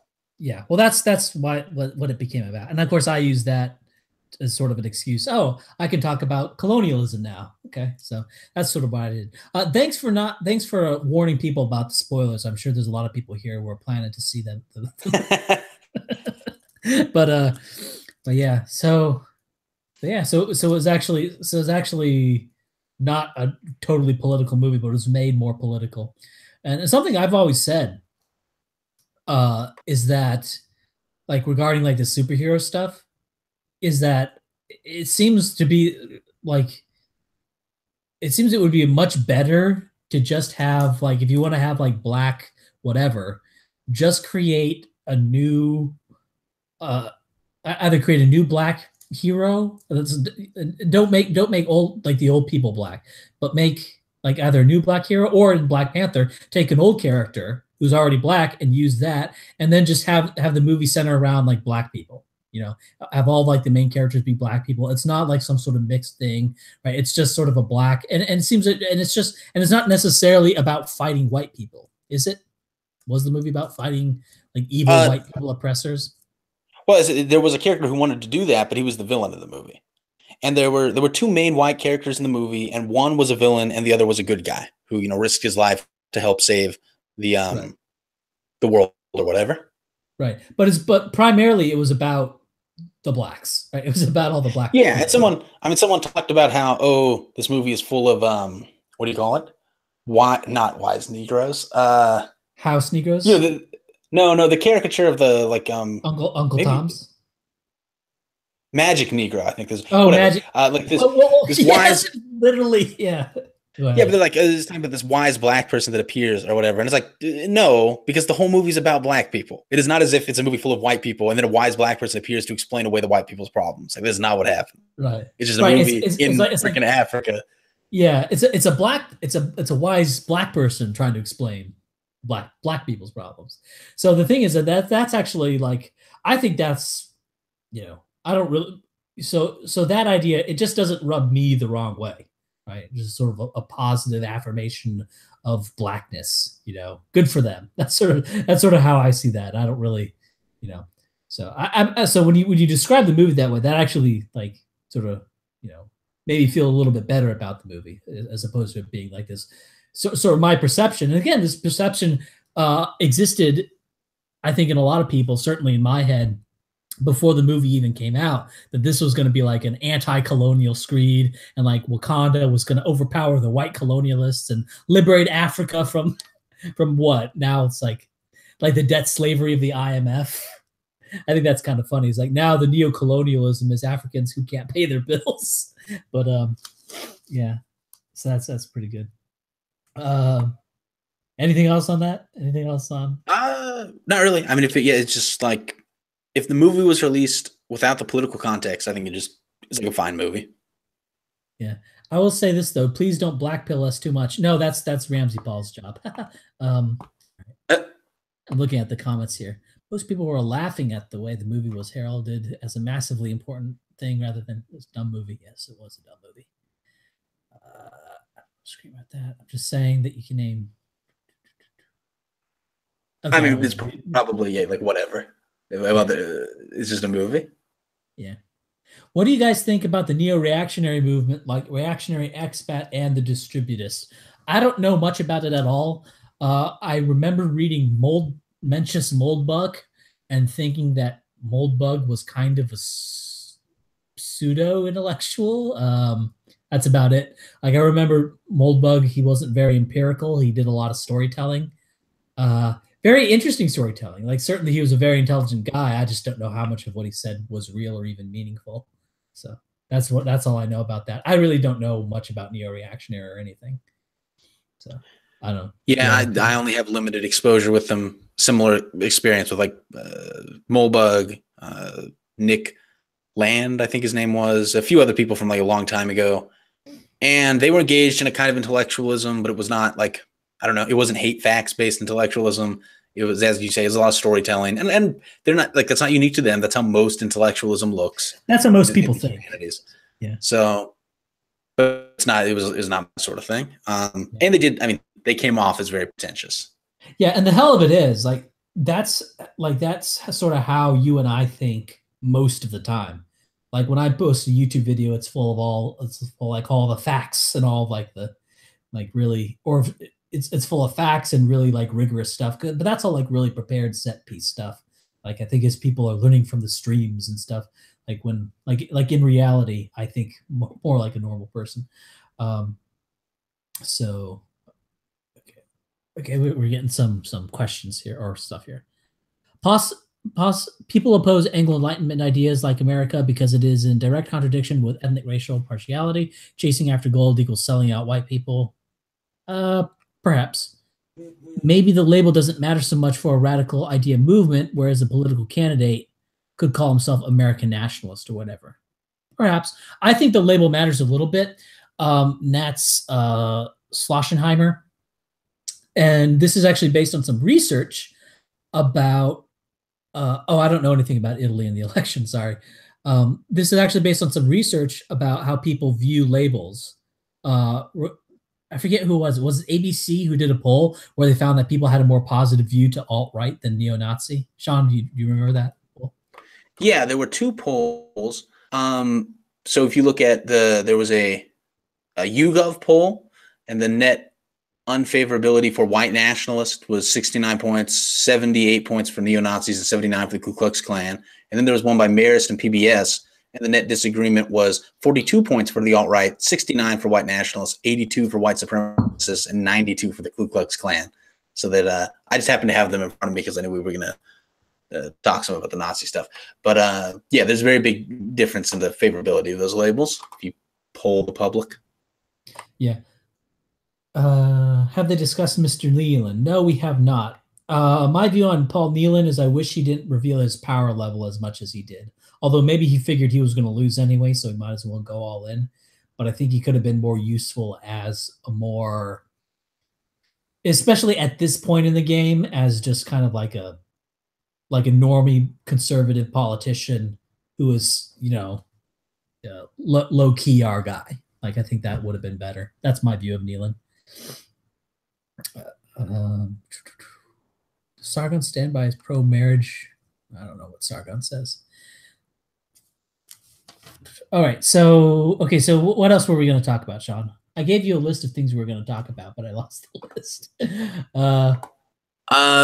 We might talk about trade. Tariffs. We're going to talk about tariffs. Okay. So yeah, so Trump instituted a tariff on steel and aluminum. Now, my initial thought on that is that was a bad idea. Okay, and the reason that's a bad idea is because it's particularly on not a finished good. Because typically when you put a tariff, you want to put something high up in the food chain in terms of production. You want to put a tariff on finished manufactured good. Putting a tariff on natural resources is generally a bad idea. Now, the U.S., more than most countries, can get away with putting a tariff on something closer to being a natural resource. Obviously, finished aluminum and finished steel is not exactly. I mean, it's not iron ore or aluminum ore, but it's pretty close to the raw material, and highly influenced by that. But think of if you're a country like Luxembourg, and you put a tariff on oil in Luxembourg, and you say, well, we're going to grow our own oil industry. That would be particularly retarded because there's no oil in Luxembourg. You're not going to grow your oil industry. You're not going to be self-sufficient on oil. That's insane. So that's sort of what a tariff on natural resources is like. Now in the U.S. can get away with it a little bit more. A country like Russia could get away with a natural resource tariff a little bit more, but it's still like the worst kind of tariff that you can do.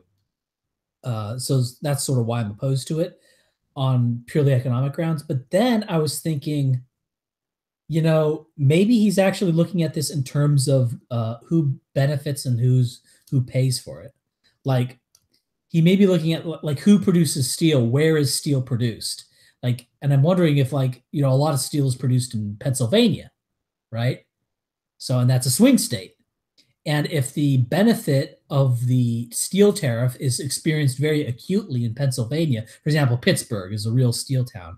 You know, the Pittsburgh Steelers, they're literally called that because of the steel industry. So if that's very acutely experienced in Pennsylvania, a revival of the steel industry. I don't know exactly where the aluminum industry, maybe in Pennsylvania or maybe in Michigan or something. Uh, then and whereas the cost of that tariff is experienced throughout the rest of the country, but the rest of the country hardly even notices it because, for example, it's like, you know, 2 cents more for a can of soup or like 45 more dollars for a car. I mean, I've been seeing those sort of talking points on institutional media, people saying, oh, the tariff is only going to cost, you know, it's, you know, a Ford, you know, this Ford model will only cost $45 more from the increased price of steel that would result from this tariff. So maybe Trump's actually doing a smart play on this. I don't know. What do you think, Sean? Well, okay. Well, I agree with you that this tariff is probably economically bad. In terms of its electoral impact, I think one thing to say is that it's a little dangerous because suppose a recession happens. Well, Right. Oh, it's the then tariff. suddenly you can blame the recession on the tariff, even if the tariff had nothing to do with it. Right. Like Smoot Hawley. And some economic policies, it's very hard to do that with. Like, it's not. I don't think you could convince the public that a tax cut caused a recession. That's a very hard thing to sell. But the idea that a tariff caused a recession, that I think you can sell to people. Right. And so in that sense, it's dangerous. And recessions happen. Like, it's just capitalist economy, cyclical. They happen. And if they happen near an election year, that can be a really tough thing. And if you give people excuses to blame you for it, which they will try to do anyway, they can make it a tougher thing. But yeah, like, there's probably some positive impact on the rate at which people involved in these industries will come out to vote for Trump. And it's going to be a significant impact, whereas the impact on other people is going to be so widely distributed that it's going to be negligible. So I don't know, like I would not have done it if I was sort of the czar of tariffs. Partly because of the economic reasons, and partly because it seems electorally risky to me. But it could pay off electorally, so it's not. I don't think it's an insane thing to do. Yeah.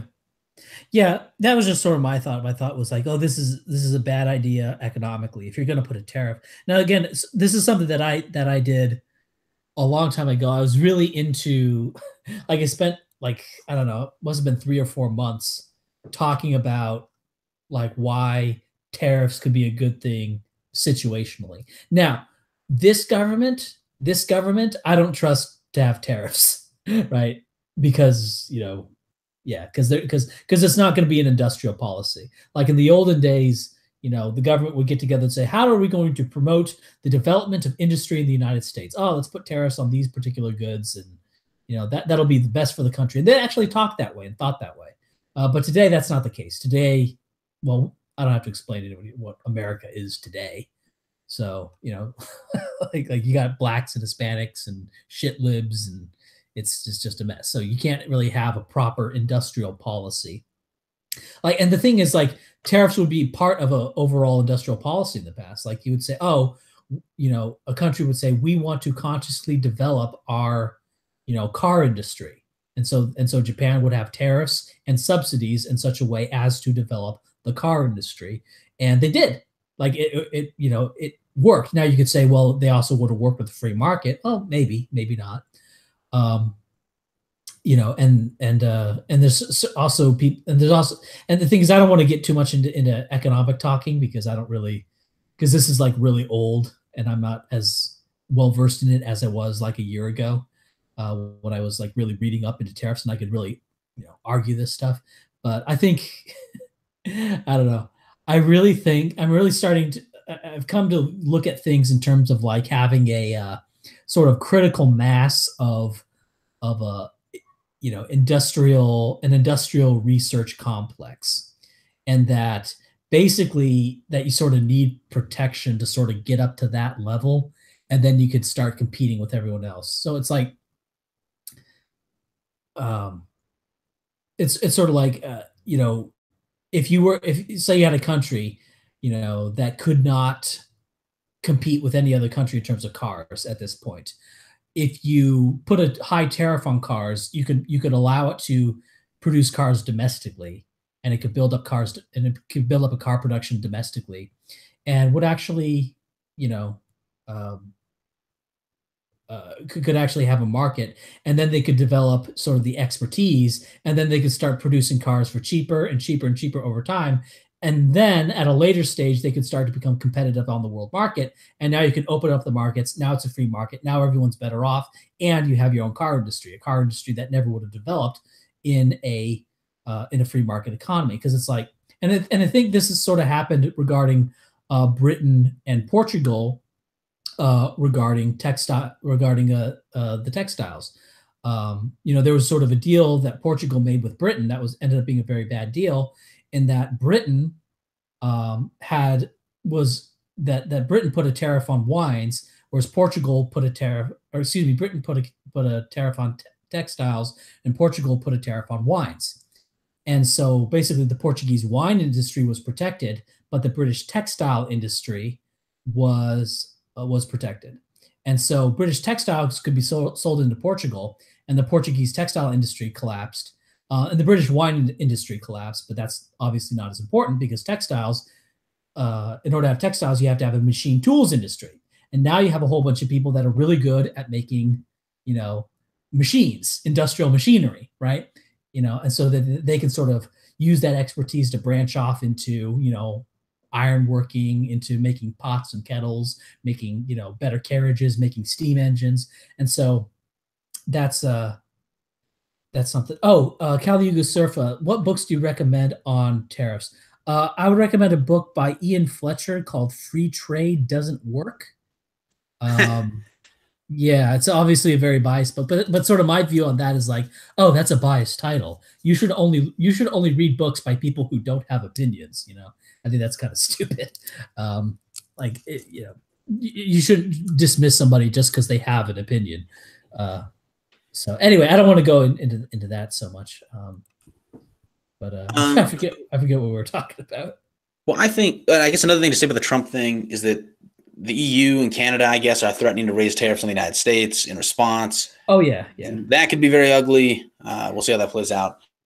Sure, but that's kind of stupid. It is dumb on their part. Yes, I think they've said they're going to do it, and this puts them in an awkward political position. Right. One thing I would say about that is that people are saying, "Oh, you don't want to do this because this will set off a trade war." But I think the U.S. is in a trade war. And China has all these tariffs, and China is engaging in industrial policy and tariffs and stuff. So but I guess in terms of Canada and the EU, it would make it worse. Sure, or it might. We'll see. But I don't know, how much steel do we get from whatever. Well, no, but they're threatening to put tariffs on other things, right? That they import from us. Sure, but I'm not sure exactly how much the tariff would really impact the EU. I think that's kind of retarded, because I think the U.S. is probably a net steel exporter vis-a-vis the EU.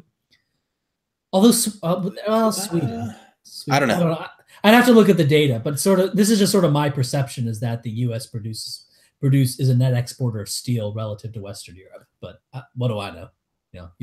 Regarding the infant industry thing, I think one thing that makes that sort of thing difficult is that when an industry is in its infancy, almost by definition, there are not a lot of domestic firms that are engaged in it. Right. If you close off competition from the international scene, then what can happen is a tendency towards oligopoly or monopoly. And the reason why we would be concerned by this is because that can stop the pressure by which firms normally become really efficient. Right. And that, so I think, sometimes it works, and it has to, that's a very, complicated thing, because you have to look at how much competition there is domestically, or you can do what some of the Asian countries did, which is to become very interventionist about it and put big tariffs on certain industries, but then also create government standards for success in those industries and do some real big scale intervention there. Right. Also literally the government establishing multiple companies that compete with each other internally. Like I believe that's Yes, but then what Japan did with the Zybots. there's also sort of the question of choosing the Okay, industry, right? okay, Because the government can Anechoic. Okay, Anechoic Media. The U.S. is the world's largest net steel importer. Okay, good. So I'm full of shit on that. Whatever. Anyway, continue. there's also a question about choosing the industry because you know in any economy, some industry is probably going to flourish, and that can be chosen sort of by the government or that can be chosen by the market, and those are going to be based on different criteria, right? Yeah. And that although, but there is I don't know like to add another level of complexity to this is that it's not just an economic question; it's also a social question. So that if you look at, for instance, the history of the U.S. recently, on net, the jobs that have been lost have been replaced by jobs that are better. Like they're higher paying, they are better jobs. But there's a difference in who is good at those jobs. And the biggest important difference is by sex. They've been replaced by customer service jobs that are more well equipped to the skills of the average woman and less equipped to the skills of sort of low class males, which is what many manufacturing jobs are sort of perfectly suited for. And so economic policy in general, but the trade is a good example of this, has a set of very complex social effects as well. Although, I mean, I guess another thing to say in the United States, most of the jobs that have disappeared have not been due to trade. It's been due to automation. And that's like a big problem. It is complex. And probably like we're just not going to deal with it until it's completely fucking over society. And then we're going to deal with it in an inefficient, suboptimal way. But that's just, you know, that's just how politics works. No. I think Paul Ryan and the Turtle and Nancy Pelosi. And I have faith in them. Yeah, I have faith. They're going to get together and deal with this really complicated problem of what to do about the automation. Well, they're going to have a bipartisan deal that goes through reconciliation that fixes all the problems. Come on, it's the American system. George Washington would be proud. Okay. There's another funny example of a really bad and dumb tariff was Brazil thought, hey, you know, Brazil decided to protect their computer industry. They were going to develop their own computer and electronics industry. So they had high tariffs on computer electronics for the rest of the world for a while. I think in the mid to late 90s, they had the tariff on. And yeah, as you can imagine, that did not work. Because Brazil. Shocking. But yeah, it's sort of like, hey, I just imagine if like freaking Kenya said, hey, we're gonna have our own we're gonna develop our own software industry or something. That would be pretty good. It's like, no, I think that falls into that's like a natural resource issue. You don't have the natural resources in a sense to even do that. I think it was kind of funny. So yeah, that's why the Sega exactly. In fact, I remember seeing this video where they it's great because like while the rest of the world was like playing PCs and stuff like the like they were saying, oh yeah, you love this topic, but they were still playing the freaking Sega Genesis in Brazil while we had we're moving on to the PS2 and stuff. And it's a funny thing, they even ported Duke Nukem over to the Sega Genesis in Brazil, and that was pretty funny. Brazilians are famously resentful of their tech import duties. They buy as much as they can carry whenever they come to America. Yeah, exactly. But then you go back to Brazil, it's all this 90s tech, 90s tech, which is what 90s tech is like. It's like a massive amount of plastic and this little circuit board with giant transistors and stuff on it. That's 90s tech. It's like a bunch of plastic. So that's really funny. I don't know. Do they still sell the Sega Genesis in Brazil? Can people confirm that? That would be pretty funny if they still did. Yeah, I've never played a Sega Genesis. Yeah, I mean in a sense you could say they still sell it in the U.S., but come on, not really. But yeah, the PS4 launched here, costing over $3,000. Oh, that's great. That's pretty funny.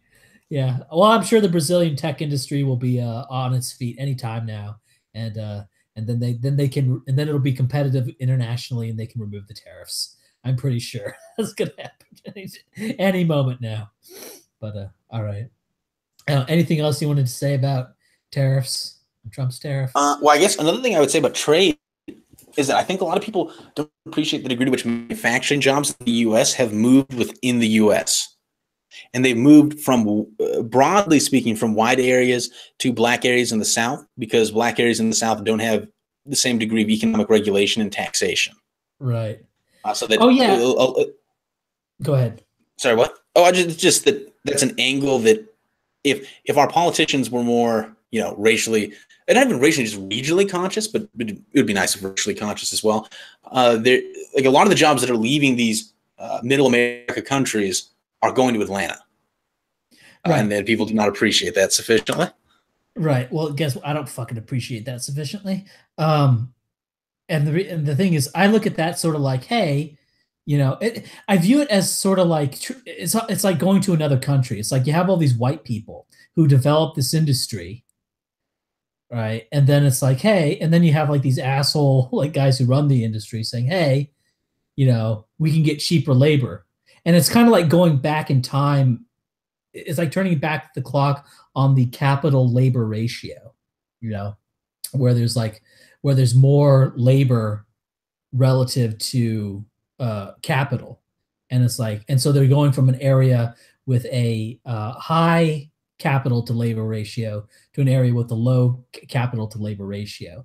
And the thing is like, as long as the fucking third world exists and they're constantly breeding, right, they basically exist to like roll us back progress on that economic term of the capital labor ratio. Because when you have an economy with a high capital labor ratio where labor is in like short supply, then there's more incentive to have labor saving devices and basically more development that makes us better off in a per capita sense, as opposed to like, oh, we don't need to improve things. Let's just go to fucking India, or let's just go to Indonesia, or maybe, or some companies are trying to do that in Africa, but of course Africa, like they're so like there's difficulty doing anything in Africa just because it's full of Africans. But yeah, there is. But moving to, and so yeah, so that basically let's go back in time thanks to these people that are not. And I think the same thing sort of happens within the U.S. where it's like, oh, there's a bunch of blacks in the South, right? let's hire them. It's like so all the progress that whites made, yeah, fuck you, Well, it's especially, I guess, ironic because the black people are hired in part because their states don't have those taxes and regulations, and they don't have those taxes and regulations because the South's state governments, a lot of white Republicans in the South, essentially. If the black people controlled the governments in the South, it would not be nearly as free market as it is. Right. Well, it would be like Haiti. It'd be like Africa. Well, it'd be like it'd be a weird mix because they'd have like first world institutions. Right. They would have some first, yeah. But it'd be, yeah, kind of like Detroit is sort of weird. Yeah, exactly. Because Haiti cannot have a giant welfare program. It's not possible. No, whereas, but I was actually seeing something where I looked at the marginal tax rates in these various. Now, the effective tax rate in these African countries is very low because, like, if you tax like a quarter of their income, like they'll just die, right? So you can't do that. But like their like marginal tax rate, like if you have like any amount of money, like taxes are higher in the Congo than they are in France, for example. Because if you're making like the equivalent of $30,000 a year and you live in the Congo, you're like the 1%. So you're also really dumb because you're making $30,000 a year and you're choosing to stay in the Congo. Yeah, but that's another matter. Right. So yeah. So that's sort of how.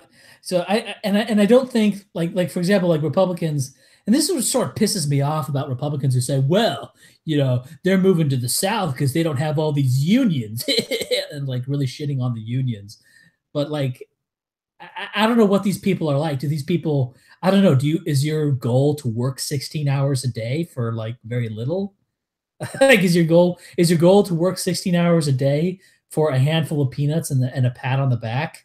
Or like they'll talk about like economic efficiency. We need to be like real into economic efficiency. It's like, dude, you understand that you're the cog of this machine, right? Like, I don't know. Yeah. And also I've sort of come to the conclusion. Good.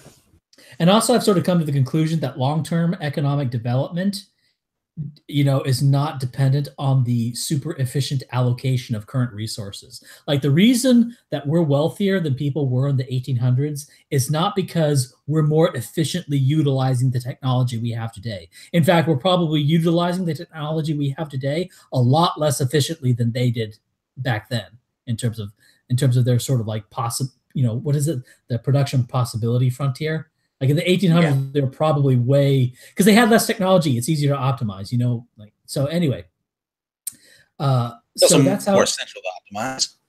Yeah, but so yeah. So economic development isn't going to come from like super efficient market stuff. It's going to come from basic research, right? And that's more government funded than private funded. You get more bang from your buck from government funded basic research, not applied research, and definitely not market R&D. That's like the worst kind of R&D. But anyway, I don't say this is one of the negative aspects about having a lot of ethnic diversity in the country and having these groups that are so different is that it inhibits your ability to deal with really serious political issues. Because I think that the degree to which manufacturing is becoming more efficient and automated, and how we don't need those workers to do anything anymore, as many workers to produce more stuff, is a really serious issue that is going to cause a lot of social and economic problems in the not too distant future. But in the multi-ethnic context of the United States, it's really hard to even talk about dealing with that, right? Because one of the most obvious ways you could deal with that, and something that liberals are increasingly talking about, is a sort of basic guaranteed income. Right. But when you have populations of minorities that make so little money, right, that sort of thing becomes much harder, A, to talk about, and B, to even, in a sense, to even justify. Because there's this ethnic conflict angle to it, whereby resources are now being distributed from white people to minorities to let them just live. And because welfare doesn't affect all groups the same way as well. That's a whole nother discussion. But it's an example, and there are a lot of examples like this, where it's hard to even begin to talk about the policy solutions or the cultural solutions as well, in terms of changing social norms, to a lot of very serious political problems in a country with so much diversity. And that applies to all sorts of diversity, but probably especially the sort of racial diversity that the United States has. Right. Yeah. All righty. So how long have we been streaming? Let me look at this. Oh, we've been streaming for like an hour and 50 minutes. Okay, I guess now, I don't know. I don't think I have a lot I want to talk about. I guess one thing I sort of wanted to talk about, but I don't know well, whatever, I'll just say it. One thing that I sort of see a problem with is, and I see this in the comment section, I see some people I argue with. I also see it within the alt-right, is all or nothing thinking. Like, for example, I'll talk about the white ethno state, and people will say, oh, you can't develop the white ethno state, or you can't have a white ethno state, because if you try to break off tomorrow, you're gonna or you're gonna break off tomorrow, or I don't know, you think that you're going to be able to actually achieve secession from the U.S. or whatever.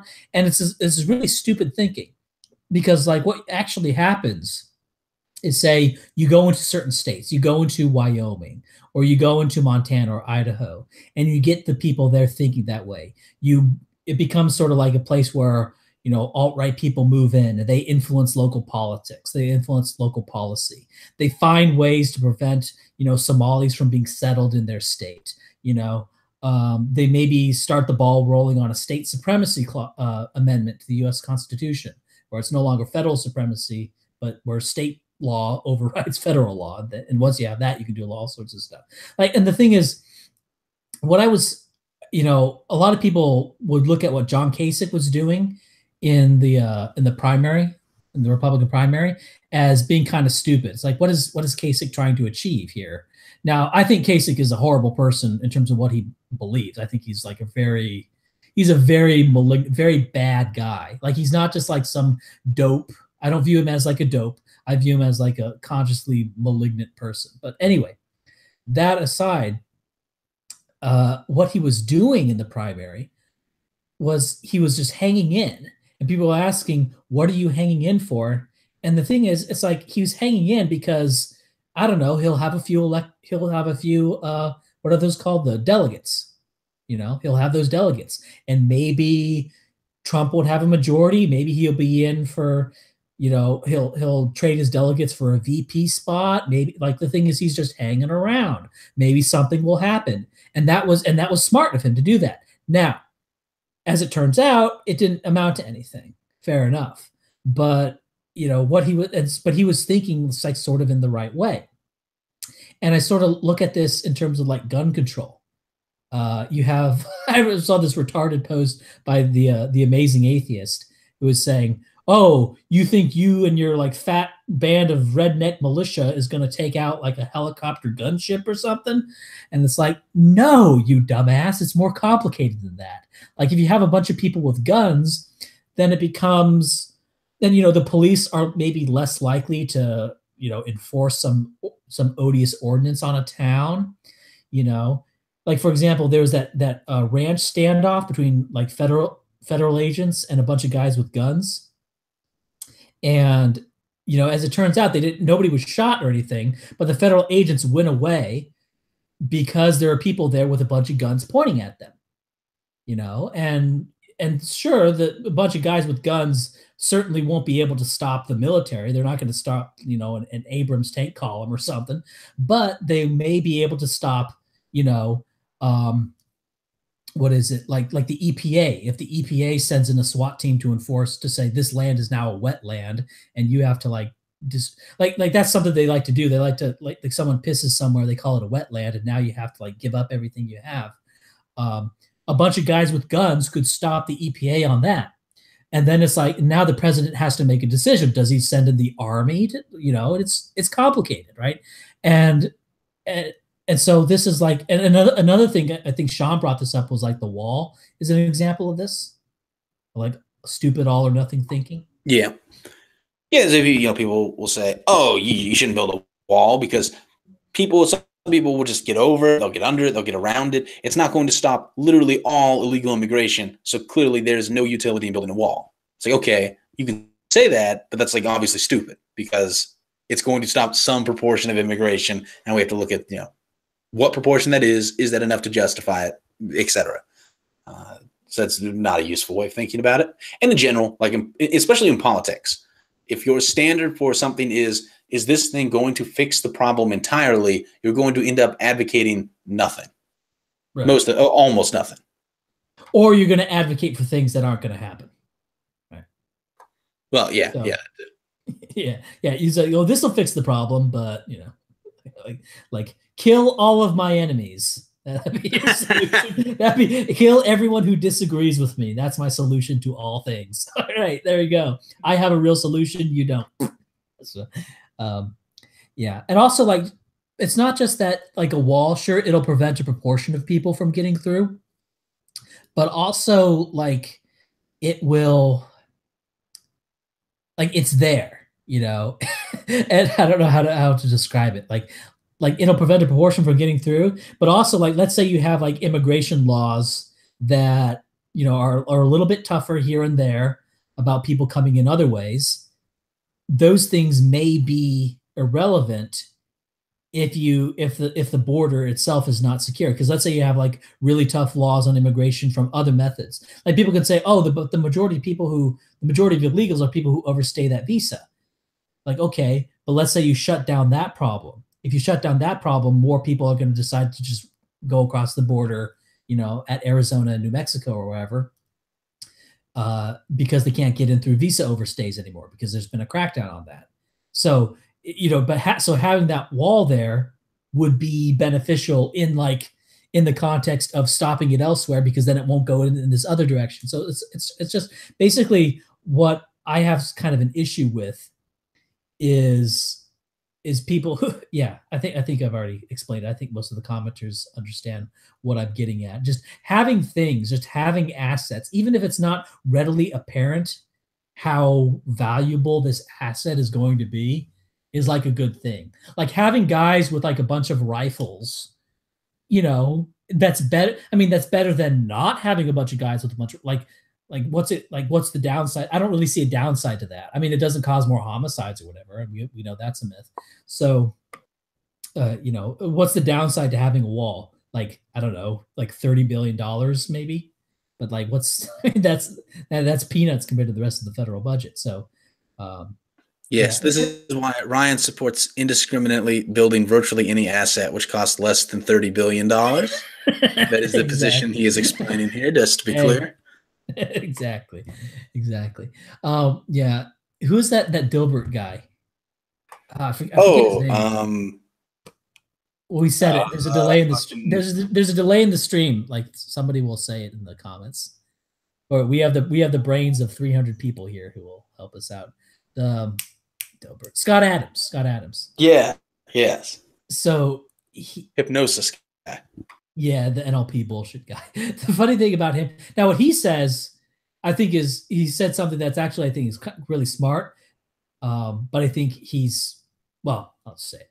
He talks about building up sort of a skills stack as like just knowing stuff and having stuff. Like that's sort of his philosophy. Just like know stuff and have stuff, and like you don't know necessarily, like for example, if you learn coding, it's like, why are you learning coding? Are you going to try to become a professional coder? Like, well, no, but it's a skill that I now have, even though it's in like your own personal memory. Like we know how memory in the human brain works. Like, you learn something, you forget it, but when you go back to relearn something that you learned years ago, you learn it faster than the first time. So it's still like an asset you have. Right? And so that's what he's talking about, is just having a bunch of assets, even if it's not readily apparent in the here and now why this is going to be valuable. It's like, the world is a messy place. Now, I think in his instance, in Scott Adams' instance, I think he is like overestimating himself a lot. Like he thinks he's I think he overestimates himself. Basically, he did the Dilbert comic and made a bunch of money and has a lot of fame as a result of that. And now as a result, the rest of his life is on easy mode. And people are going to listen to what he has to say. He can speak at conferences. He has access to capital that other people don't have. He can make investments. He has a whole lot of options and a whole lot of money and resources that other people don't have because of the Dilbert comic thing. So I think he thinks more highly of himself than I think he actually does. I think he kind of got lucky on one thing, and as a result, he's been able to parlay that into other things. So I don't think I think he overestimates himself. But that is perhaps part of the value of a skill stack, though, is that maybe you'll get lucky on one thing. Exactly. And that's actually what he said about Dilbert. He said that he's not a particularly good artist. He recognizes that. And the Dilbert comics are not particularly funny. He recognizes that. But he sort of got lucky in that he started doodling, started doing a little bit of art. People would ask him, why are you drawing this stuff? Focus on your career. Like, no, I'm just going to sort of doodle. So he's sort of an example of a guy who did like a little thing over here, and it ended up being like a big success. And you don't necessarily know what's going to be a success or whatever. And that's, I think, just good advice. And he sort of, I think, recognized the stupidity of like all or nothing thinking. And also like what we're talking about, like the Nazi thing, like, well, don't counter signal so hard about being anti-Nazi because, they're just going to call you that anyway. It's like, sure, but there's like other stuff there, right? There's more than just them calling you this, right? There's, yeah. Anyway, I'm kind of rambling here. So, all right. So, well, is there anything else to say? I don't know. We've gone over 2 hours. I think that's about it. I'm just. This is how long the delay is. I'm just now seeing the Scott Adams comments, or actually, that's way back. I'm actually not following the chat, so I see the older messages. Never mind. But all right, let's take a few questions. There's going to be a little bit of a delay because of the stream delay, but I'm looking at the comments to see some questions, and I'll just wait until I see some. So, talk about Albanians. No. I guess I will a little bit. They're kind of shitty. It may be genes. It may be Islam. I don't know. I actually like Scott Adams. Are you guys anti MGTOW? Yes. Yes, I am. Like MGTOW, like men going their own way. Okay, well, that's a great way to not have kids and be the end of your movement. Do you or Sean have an NRA membership? No, I do not. Maybe we should get one. With respect to the MGTOW thing, one thing I'd like to say about that is just that in my time making YouTube videos, I have never received as vitriolic a response as I did when I made a series of videos explaining the empirical evidence suggesting that men, it's still a good idea generally for them to pair bond to get married. Is the maddest internet people have ever been at me is for expressing that sort of viewpoint, which surprised me to a strong degree. Okay. Is Sean going to debate and destroy Destiny on lead, race, and IQ? I mean, I'm making no effort to do that, although I'm sure if you want to know about lead, race, and IQ, there's an article I wrote on the alternative hypothesis about lead, race, and IQ. There goes. If you want to, sorry, what? Sean citing articles on my website. There you go. yeah, sure. But I mean, the lead thing is very simple. Lead has a negative effect on IQ. Lead differences between the races are very small. It can account for a very small proportion of the gap. Okay, racial whitening. Pretty straightforward. Racial whitening in Brazil.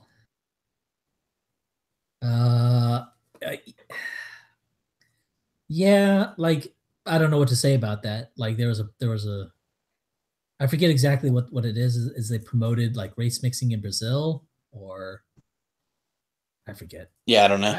I don't know. I remember reading something about that a long time ago, but I remember there was a country, not in Brazil, I think it was Ecuador, where they actually, like, for a brief period of time in the 1800s, this is amazing how far back this goes, where they actually, like, required people to race mix. Like, because they were like, yeah, the government was really intent on destroying like any this is the specific race it's also it's a good example because it's evidence of how far back this thinking goes, that this isn't some new thinking. This is like people have been saying this stuff for a long time. How do you feel about the new label being liberalist? What? Well, that's obviously insane. Yeah, I don't think so. It's kind of funny. I think it was. I think it was. But so someone is saying in the chat, supposedly the Destiny read my article on a stream and got mad and dismissed it, and said that I'm waving away expert consensus on the effects of lead on IQ. And so I haven't watched it. If someone, I don't know, if someone has a link, or I'll look for it because I'd be interested in seeing it. Maybe doing a response if he actually talked about my article. But what I said is completely within line of what most people think, right? I accepted that lead has a negative effect on IQ, which it probably does, and then just noted the degree of racial differences. And given the strength of the association between lead and IQ, how much of the IQ gap that difference could likely explain. I don't know what experts he's talking about. Okay, well, let me rephrase that. Destiny is not talking about actual experts. Let's not pretend like Destiny has any serious familiarity with IQ research. He's referring to shitlib, like Vox writers or something like that. They've done a number of very bad pieces on lead, IQ, and race. The thing that I wrote in this case is like completely mainstream.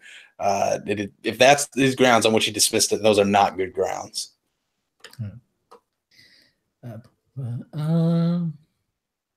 Trying to look. It helps if you write a question, like tag my name or tag if you know what Sean Last's YouTube is, tag him. I'll send Sean the link to the clip on Twitter later. Any other questions? Yeah, I think that's it. Destiny has a 50-year-old man's head on a 12-year-old body. He does. Have you seen pictures of him? Like his full body? I saw that. I thought that was fake. I thought that was shocked. I kind of chuckled a little bit because I went, that's kind of funny. But no, but then I learned that's his real body, and I laughed even harder. I saw a video of him. I was like, holy shit! Like this guy's a child. So I started to feel sorry for him, and I'm wondering maybe this has to do with his political beliefs. How can I help produce content? If you know, help who? Help yourself, help me, help. I mean, I'll just say for me, not necessarily that you want to help me, but if you want to help somebody who makes content, animations are like killer. So if you know any animation stuff, that's like killer. Um, if you know if you know how to program well in JavaScript, uh, contact me in private. Okay. Do you think the EDL, BNP, UKIP denouncing racism in their platforms makes a difference to their image? Yes, I do. Unfortunately, I think it does help. I say optics cucking. I think it helps. But the thing is, in terms of how it helps, it's like 10%. Like for most people, it doesn't matter, but there's like a certain proportion that it's going to matter with. What about the new label being skeptics? Okay.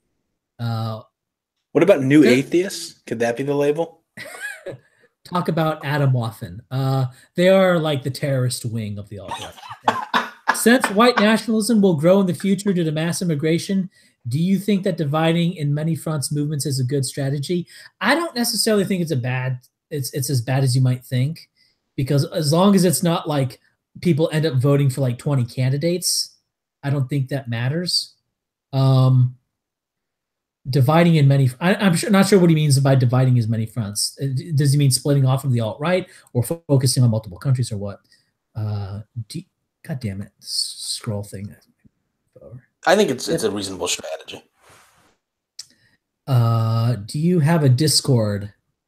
It'd be a good direct. I do have a Discord. Should I make it public and like open the floodgates? Yeah, but I didn't even know you had a Discord. Well, yeah. When I want to talk to you, I just talk on Skype with it. But anyway, no, I'm not giving away my Skype. Okay. Sure, I'll link the Discord. Sean, why don't you answer some questions while I get this set up?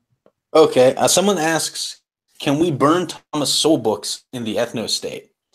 And I would say yes, in large degree, because Thomas Sowell's utility primarily is in shooting down shitlib narratives, which wouldn't be there anyway. Thomas Sowell is someone, I've read a lot of Thomas Sowell books. I think I've read more books by Thomas Sowell than any other single author. And he has a large corpus of good criticism of the left and really bad original theories and hypotheses. And some, like, I guess to briefly say, one of the things that Thomas Sowell always does is he talks about immigrants from the Caribbean to the United States. That's a selective group of immigrants. Yeah, they do well. They do well because they're the cream of the crop from that country. There's like a very simple mistake he makes. He talks about schools that have very high standards, academic standards, and you look at the black students that come out of those schools and they do very well. He thinks those standards make the students do really well. He doesn't, but the truth is that those schools, because they have very high standards, just kick out people who don't meet those standards. And so, of course, by definition, the students that come out of there are going to be very achieving. And then another thing he does is he notes similarities between Southern white culture and ghetto culture. And in some innocuous ways, that's true. The word y'all, right? Things like that. But but many of the comparisons just don't make sense. Like the crime thing doesn't make sense because the crime rates are different. The single parenthood. He also ignores research in Africa because he doesn't think racially, right? So that a lot of the patterns that he says come from the Southern whites, we know don't, because they're also present in Africa. Those are some of the major problems of many of his books, but especially the book Black Rednecks and White Liberals, which is a very popular book of his. He does have some interesting stuff, though, on the degree to which two things are interesting that's in Sowell's books. One is the degree to which narrowing in socioeconomic gaps between the races sort of stopped in the 60s. He thinks that's because of welfare. I think it's more likely that that was just the removal of certain obstacles and as far as they could go. And then another interesting thing he has is about European ethnic groups. So that there are books he wrote in the early 80s or late 70s. I'd have to go look. But in any case, they have really cool data showing that in many cases the economic performance of European ethnic groups in the United States is predictable based upon the economic performance of the countries from which they come. And not only that, but the specific industries they work in are predictable on that basis. And that is neat data. So, and he also has a very good critique of contemporary education. So those are the good and bad things about Sowell in 5 minutes, in my opinion. Yeah. Yeah. Well, I'm actually skeptical of the idea that there was any like narrowing as a result of removing barriers or whatever, because of there was some data that looked at rural agricultural workers in the South, and they made about 82% of what white agricultural workers in the South did. And this was like in 1880. This was like very shortly after the end of slavery. So I think part of the narrowing was going to be a result of slaves being non-slaves, and just you're going to expect massive wealth increases from like 1866 to like 1900, right? Just because it's a slave class becoming a non-slave class, right? So you're going to see some of that, and I guess that could be removing barriers. You can call it that, whatever. But then after that, you had the economic rise of the South, where the South caught up to the rest of the U.S. And there was actually, like, for a very long time, that's a good point. Yeah, there was a very long time blacks in the North actually made more than whites in the South. And I think I had a chart. I think it was like it was shockingly late when whites in the South became wealthier than blacks in the North. I think it was like 19 is in like the 1910s when blacks in the North were actually wealthier than whites in the South. But anyway, that's just sort of that's a good point. I don't know if so. I guess what we'd want to look at is, did the gaps narrow if you just look at black and white people in one region? I don't know. That's interesting. Okay, this guy, Colin shows, not thinking about that now. Do you support the death penalty? Sometimes, depends. I mean, split from the alt-right and creating other movements. Obviously, that's what we're doing now. We just talked about that for now. There's costs. No, we think it's a really bad idea. Anyone who suggests that is probably an infiltrator paid by Zionists. Do you think there is space for Spencer Media, whatever he's doing, online trolling, partying, campaigning, and others? I don't know what this person means. Like, I'm not a yeah. I mean, online trolling and partying is fine. Campaigning, gotta be more careful with that. Did Xeon do any? I don't know who Xeon is. Have you even read Loki? Locke. I have not read Locke. I've read the 2 treatises. You shouldn't read that. Like, it takes more time than it's worth. Just read a summary. It's not worth reading. Did your views on things change? Did you go, oh, well, I have been in error thus far. Now I have ceased to be in error. Okay, well, this could get really autistic. Honestly, my views on Locke changed because I came to appreciate more the degree to which his arguments were very contingent on Christian theology, and they're often not presented that way in like a history of the founding fathers type thing. Controlling for region makes most income gap go away over time. I think controlling for region makes most of the apparent narrowing of the black-white income gap go away over time when you control for region, basically the South. So I guess the answer is no, you won't want to do an interview with me. Who is he? This is YT. Yeah, but who is he? It's a YouTube channel with 66 subscribers. Like, I mean, it's kind of like a dickish thing to say, but it's like, I can't just like anybody who says, hey, I'm gonna do an interview. It's like, I can't, like you can't, like you have to, like I have to know who this person is. I don't see any videos, so I don't know. Yeah, no, like for now, no, unless I know more about you and stuff like that. Oh, he says change in income gap. Sorry. So you're saying that if you control for region, the change in income gap disappears. And if that's true, then like that's just another way in which Soul is wrong. Right. Why are you afraid of our Lord and Savior Loki, God of the Enlightenment? Okay. What else we have? Change Loki, what the fuck? Are traps gay? Yes. Talk about how to create an ethno state in America, in the American Redoubt area. What is the American Redoubt area? Is that Appalachia? Oh, no, that's funny. That's literally where I proposed the ethno state. Yeah, well, actually, I have a video where I talk about that. Yeah, it's called the White Ethno State. Yeah, and it's not exactly this area, but it's very close. Huh. I hadn't even seen this. Great minds think alike. Talk of Argentina. I don't know much about Argentina. I know they got more brown people. I also know they call a lot of brown people white. that their categories of white is fucked up, kind of like the U.S. Why don't you face fag anymore? I don't know. Like why should I keep face fagging? Also, I gained some weight. Like I'm not as a. I mean, I'm not as fat as Millennial Woes, but I gained a little bit. I'm being a piece of shit. Does that mean you like traps? No. I'm done with gay. I'm done with being gay. Do you think the obsession with the JQ will be the fall of the alt-right? I don't know. Will the obsession with the JQ be the fall of the alt-right? No, it won't. Have you heard that Hitler's Table Talk has been discredited? No, I have not, and that makes me sad because if that's true, because Hitler's Table Talk was actually a very interesting thing. Whoever wrote that was a very interesting writer.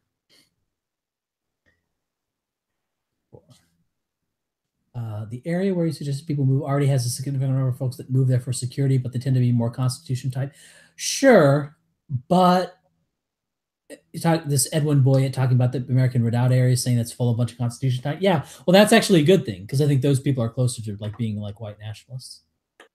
Gun collection update. It hasn't changed since I made that video a long time ago. I'll fight lose weight. Will do. Do you think the U.S. withdrawal from the Bretton Woods system will cause Americans to default to white nationalism? What? Didn't that happen like in... Am I retarded? Sean, when was the Bretton Woods thing? That was like the U.S. dollars are exchangeable for gold thing that Nixon ended. Yeah. Okay. All right. Yeah. I don't... Like, no. Obviously it didn't. Okay. If you wanted to include North Dakota in your ethno state, would you handle the nuke issue like Ukraine? There's nukes. Well, there's nukes in Montana, Wyoming. There's nukes like in all those states. So no, you would.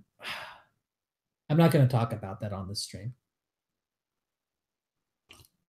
All right, I think that's it. I think we're done here. Sean, any last things you want to say? Nope, that's about it. All right, that's it. This is the end of the stream. Maybe we should have some like outro music because that actually sounds better. It sounds less abrupt. But we don't have any outro music, so I'm just going to stop right here.